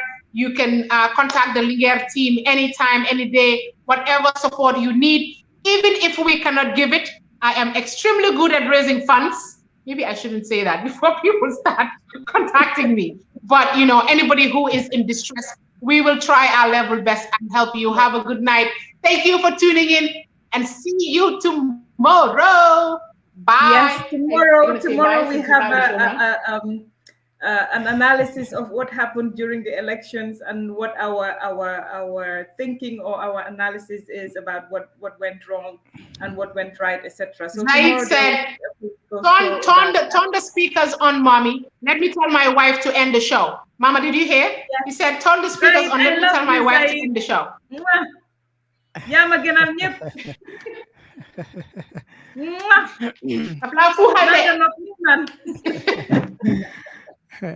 Well, thank you very much. Thank you very much, Nancy. Thank you very much, Mama Linger, Paos. I don't know if I know the other lady's name, but this is a very important topic, and I think in all seriousness, after all of the argument, every parent, I believe, have love and wants to share the best interest for their kids. Mm-hmm. Every parent, be it the man, be it the woman. Mm-hmm. And the first primary educator of a child is the parent. So we need both influence. They need both influence. They need both love from both sides. Yeah. However, Najigeni, I don't want to go in the gender line here. Okay. Let me just make this. Let me just try to romanticize this. I'm sure ne gori man of men. Here's one thing Luma understand brings conflict between Suma Jabarak man. Isne, since Suma dom judu, amatut Suma time. Mom mung si Suma dom rek 1 minute Suma dom manduma ham Suma Jabar sulum neka. It's like the baby is crying or the baby is hungry or the baby is, I'm like, God damn it. You're either going to be married to the baby or you're married to me. I mean, it's all love, of course. The babies need attention, but men need attention. Men need to see their wife walk around doing some sexy things. That she has help with the baby. Dina muna def sexy yi nga wax ni dina la dégal mo nekul xam nga ñun dañ am ego góor dafa am ego. Góor would not just come plainly and say this. Góor wants a woman to play their part, mom tam mu play partam. So West bi dafa metti, and so nekk si West bi is just between lend a helping hand. If you lend a helping hand, hig na su sonute. Then dina muna def sexy. No, man helping hand la len di jox ni de helping hand. Hey, deglul helping fire baby lan. Lu tax duñ fire baby? Baby bu ñew mu jël almost your entire space. Why would you not be firing the baby? Why you not yow njëkk ba baby, you are able to see the jolly of your wife, you're able to see the romantic sides of it. Now baby has taken all over. In your bedroom, so you don't even have time. The baby's everywhere, including your wife's space. Like your God, what are you supposed to do? What are you supposed to do? Tanga dunde ak mer rek, you're just gonna be in pain, And pain causes rage, and rage releases violence. This is human nature. This is human nature. Foo koy génne yow ak sa jabar yàlla nekk si néeg bi doo dem di mbokk miiri jabar bi nga koy génneel. That's conflict right there. That's conflict. Jël leen seen doom yi at least weekend yi ngeen dem dénk ko seen xarit yi sometimes wala dénk ko seen yaay yi nga jàkkaarloo ak seen nit ki. This mooy dundal love. doo leen jël li mbir mi yëpp koppa ko waa góor yi melu ni góor yi te yow sa attention bi yëpp nga jox ko sa doom. How is that gonna work? How is that gonna work? Okay? So loolu laa yéene jigéen yi ak those of you who have kids. Dëgg la ñun ñëpp bugga nañ suñ doom. Sometimes doom yi jël leen gaay tege gaay aside. Ngeen dunda seen dunda you have only one life. You have only one life. Nama nga sa jabar romba nga durtaat bi tuuti you feel big. This is something lu lay it's part of the relationship. Mu ne la nijaay nga ne ko naam nga ne ko songama mu ne la xanaa nakaati yaay bañ. All of this keeps a relationship going. Waaye yow yaa ngi góor bi soo liyee muy funki di funki mu ngi téye mer rek because yow amaatuloo time am. Waxaatuma nga ñëwaat amaat beneen doom nga yokka ci beneen 3 doom loolu moo nekk góor bi fu mu nekk nii he's just a mobile in the house amaatul dara to do in the house. Zanu jërëjëf Bill Payer. The next week. Thank you. Zanu mama bëggoon naa la Zanu xanaa ko moom dafa sol becco cabinet.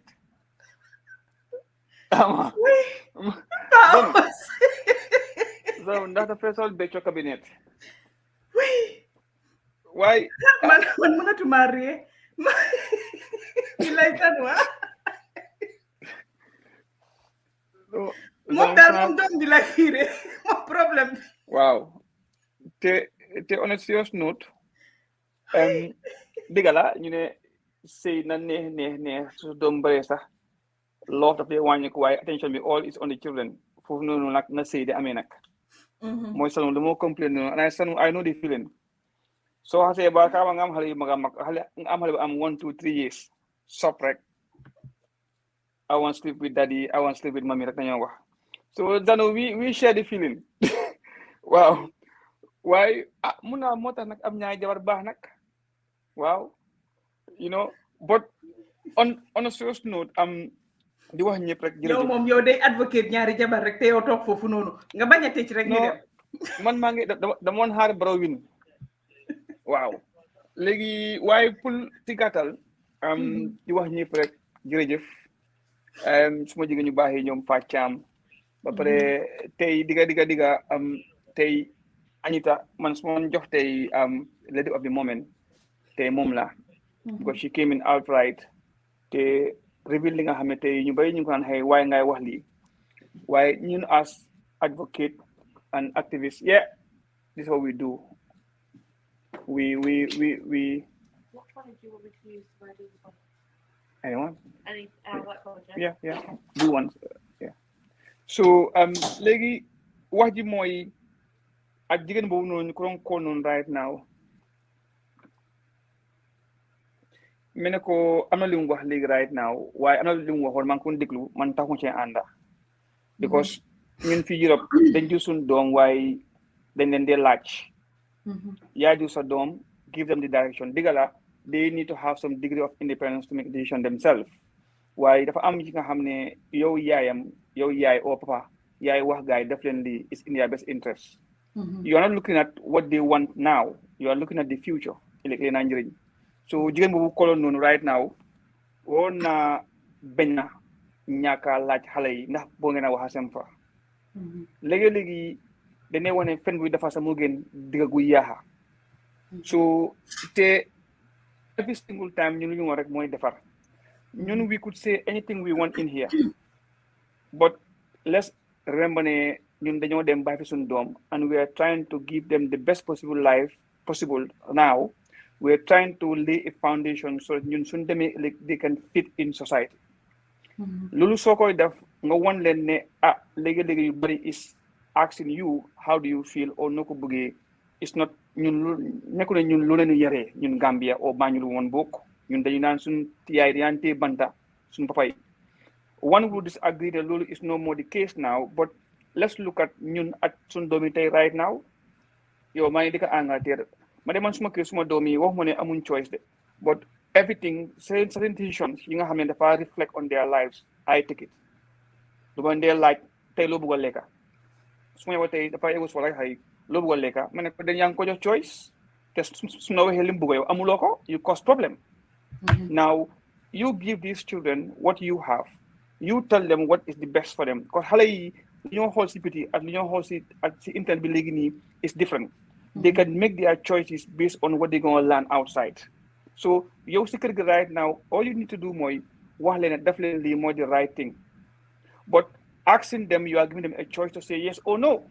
They choose the best option that's fit for them. Te ñun dañ jël doom Europe daf leen tubaab and dafa naan gis sa doom du si mun dara si moom. Loolu yow as a parent loolu is not digala, it's very stressful as a single parent to raise a kid. Man si man mu ngi saf sax sakatuma su nekkoon ne benn single parent la, so it's not easy. So ba pare digala lan ngay wax ñi nga xam ne xëy na ñu ngi abandon seen doom yi nekkuñ di am involvement in their kids life ndax dañ am because dañ xuloo seen ex or whatever the reason might be. góor ñi nga xam ne ñu ngi def loolu man dama foog ne nañ reflect ne ñun tamit am na ku ñoo ooyee papa ak ku ñoo ooyee yaay te suñu fooyee suñu yaay suñu defoon loolu kon tey jii duñu am sañ-sañ sa toog di wax. Naaw doom ju baax nag ëllëg ku nekk bëgg nga ne suma doom la ku nekk bëgg nga ne maa ko jur waaye loolu dafa fekk yow nga nekk ka. Now I am giving an appeal. I'm not being a boy. By time I'm not going to am this kind of program. Boy, we call, but my experience a very sad story. Boy, boy, domi. Why, I mean, bro, would anything but munyarek one day better must come. Now, nyinak dangde muno munyal did it. It's very abusive. It's very blah blah muny. But cloud munyal, koko pugula. O mungi munyo raw yo linga jet true. Manak mo Facebook dinan abusive relationship ginachi did it. Why? What we said, we are trying to find a solution. Now, ñi abandon sen doom yi nañ xam ne ñu ngi bàyyi lu luwaa wax ñu ngi bàyyi lu yàlla wax te they are not going to be any better of a man in the outside world than they think they are. They are cowards. They are yappat nañ góor yambar nañ ba pare diñu góor dañ am lu nga seen tubéy rek. 7, but it's not something they can be proud enough and say, man, I'm a man. Because of you can't even define your manhood. So, jigéen ñi nga xamé tamit nak ñu ngi def lo seen jëkkër di use seen jëkkër yi use seen doom to get at their husbands or ex seet leen si yàlla. xam ne am na kuy sëy fukki at amul doom am na jigéen buy dee ñaan yàlla ba sona amul doom dafa nekk amul doom yow nga am doom appreciate the fact ne those kids they came in between encounter bi nga amoon ak góor. Ak loo mer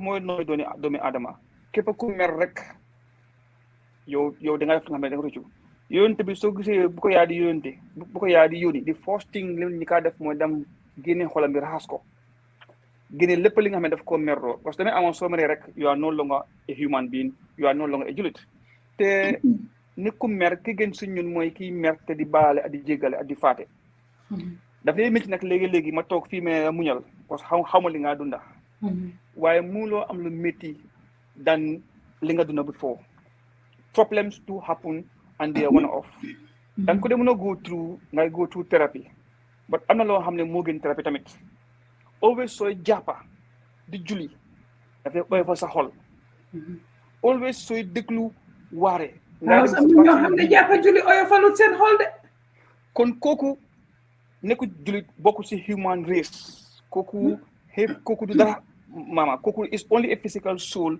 but nekku dara ni ko dem ba jox ko sa boppa ngeen am doom amul dara luy tax ba ngeen aya wante o ngeen fa ini competition o maa war a am lii o yaa war a am lii góor wata toog sax di nata la moo dox ci kër o la moo jox doom o jigéen ne am tofato sa doom fii nii mama ñi sok siit yëpp ak ñoo joxoon yëpp two things la kër ga ak sa waajur mais wax naa ñaan mooy sa waajur rek sa doom suñ xapee rek amul benn sëriñ bu la wax ne dama génne sarax nga jox ko outside mu gën a baax dan li nga jox sa doom so fii rawante bi yëpp si ku gën a mun a amee këram la ak ku gën a moo toppatoo waajuram la dama ko dee wax de ma ne man dama ñi ma gis góor yi ma gis ñuy toppatoo seen jabar yëpp gisuma kenn mu ndóol si wala mu walaakaana si wala mu am trials yoo xam ne mënu koo overcome and it's the same you know because and it's the same with ji xale yi nga xam ne dañ leen dee abandon nii dañ dee mag fas jom nekk something loo xam ne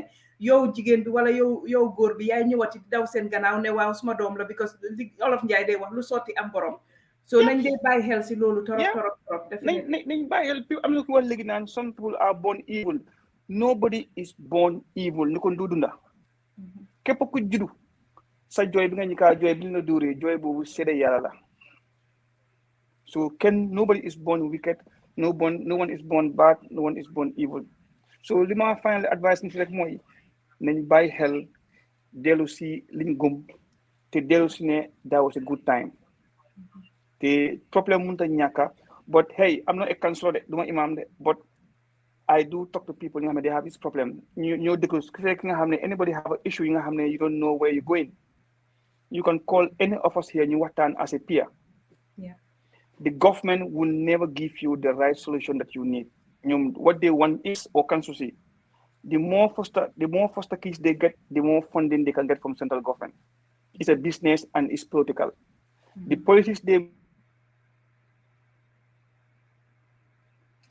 Lipa was done what for nono. It's very important because ñu bari si ñun dañoo dem si the government ne you know, comme ni mo wax xale ñoo di end up into care and all of these things te loolu noonu arrangé wul góor bi arrangé wul jigéen bi so I think war nañ cee bàyyi xel bu baax but like we were saying fana liñ ci wax daal again liñ ko dee always tënkee rek mooy góor ak jigéen yëpp war nañ di dawalante yërmande surtout su diggante demee ba jeex ngor rek ay des ak li nga xam ne mooy kóllare loolu rek ay des ngor ak kóllare ak yërmande bi nga xam ne soo ko amalul sax yaay bi wala amaluloo ko papa bi doom yi nga koo amal mooy tax nga seet yéenay ba nga xam ne doo nangu lu ñaaw waaye comme ni ñu ko dee waxee xale yu bari fi mu nekk nii ñoo nekk si foster homes yi xale yi ñoo nekk si biti in the gangs xale yi la ñoo nekk fi mu nekk nii di rey xale yi la ñoo nekk fi mu nekk nii you know di def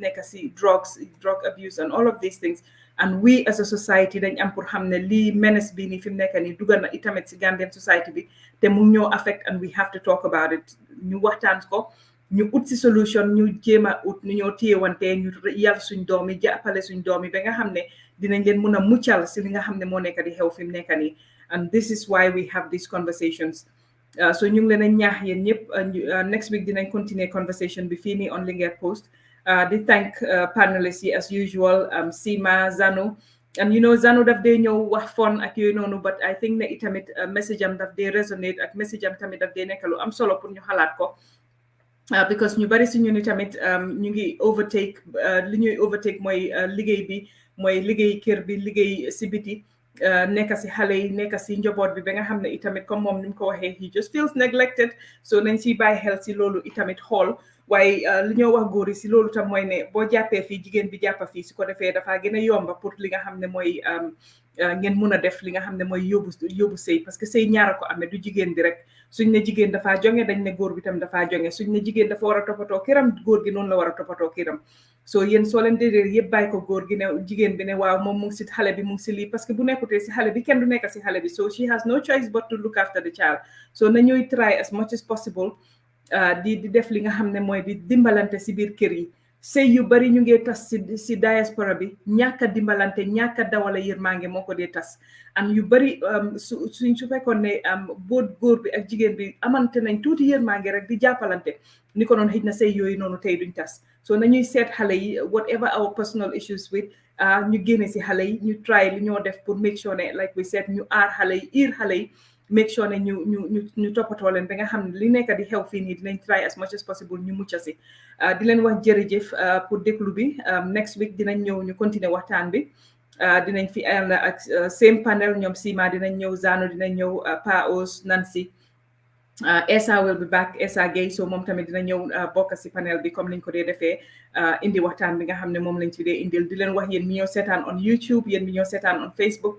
Thank you, thank you, thank you. We could not have done this without you. Liñ ko dee always waxee, we're only 5 weeks old. Why yen yena tax fi nekk nii definitely what we're doing is having so much impact in our communities, etc. because of yen I share, yen I ñëw fii di ñu support, yen I comment and everything. So ñu ngi leen a wax thank you so much. Buku ñoo lim suñ limee rek dinañ juum. So bëgguma lim waaye suñ ñi nga xam ne moom si kër gi lañ bokk ak ñun ñu ngi leen a wax yéen tamit jërëjëf xam ngeen seen boppa di leen wax rek ne next week we will come up with another show as well di wax thank you Jakong mi nga xam ne moo dee nekk si gannaaw on the technical side di wax thank you Style by T moom moo ñu ñawal moom itamit definitely mu ngi jàppale si li nga xam ne mooy suñ liggéey bi Faytels taxawu jigéen saa yu ñu amee problème bugg a jigéen boo xam ne dafa need urgent help saa yu ñu koolee taxawu jigéen Faytels ñu jàppale leen dimbale leen the same with ñi nga xam ne ñoo nekk Banjul suñ partners yi di ñu jàppale si jigéen yi nga xam ne sometimes we need emergency homes for them etc. di ñaanati rek jigéen góor yi soo meree trial nga génna nga dem fiixal sa xol nga ñëwaat bañ teg loxo jigéen bañ abandon sa njaboot itamit because of problem bi nga am ak sa jabar or whatever it might be. Thank you. By next week, inshallah. Wow, Nubian, Zanu mom didn't go waxal. Thank you so much. By next week, Friday, inshallah, same time, 5 o'clock in Gambia, 6 o'clock in Europe. Thank you so much and goodbye.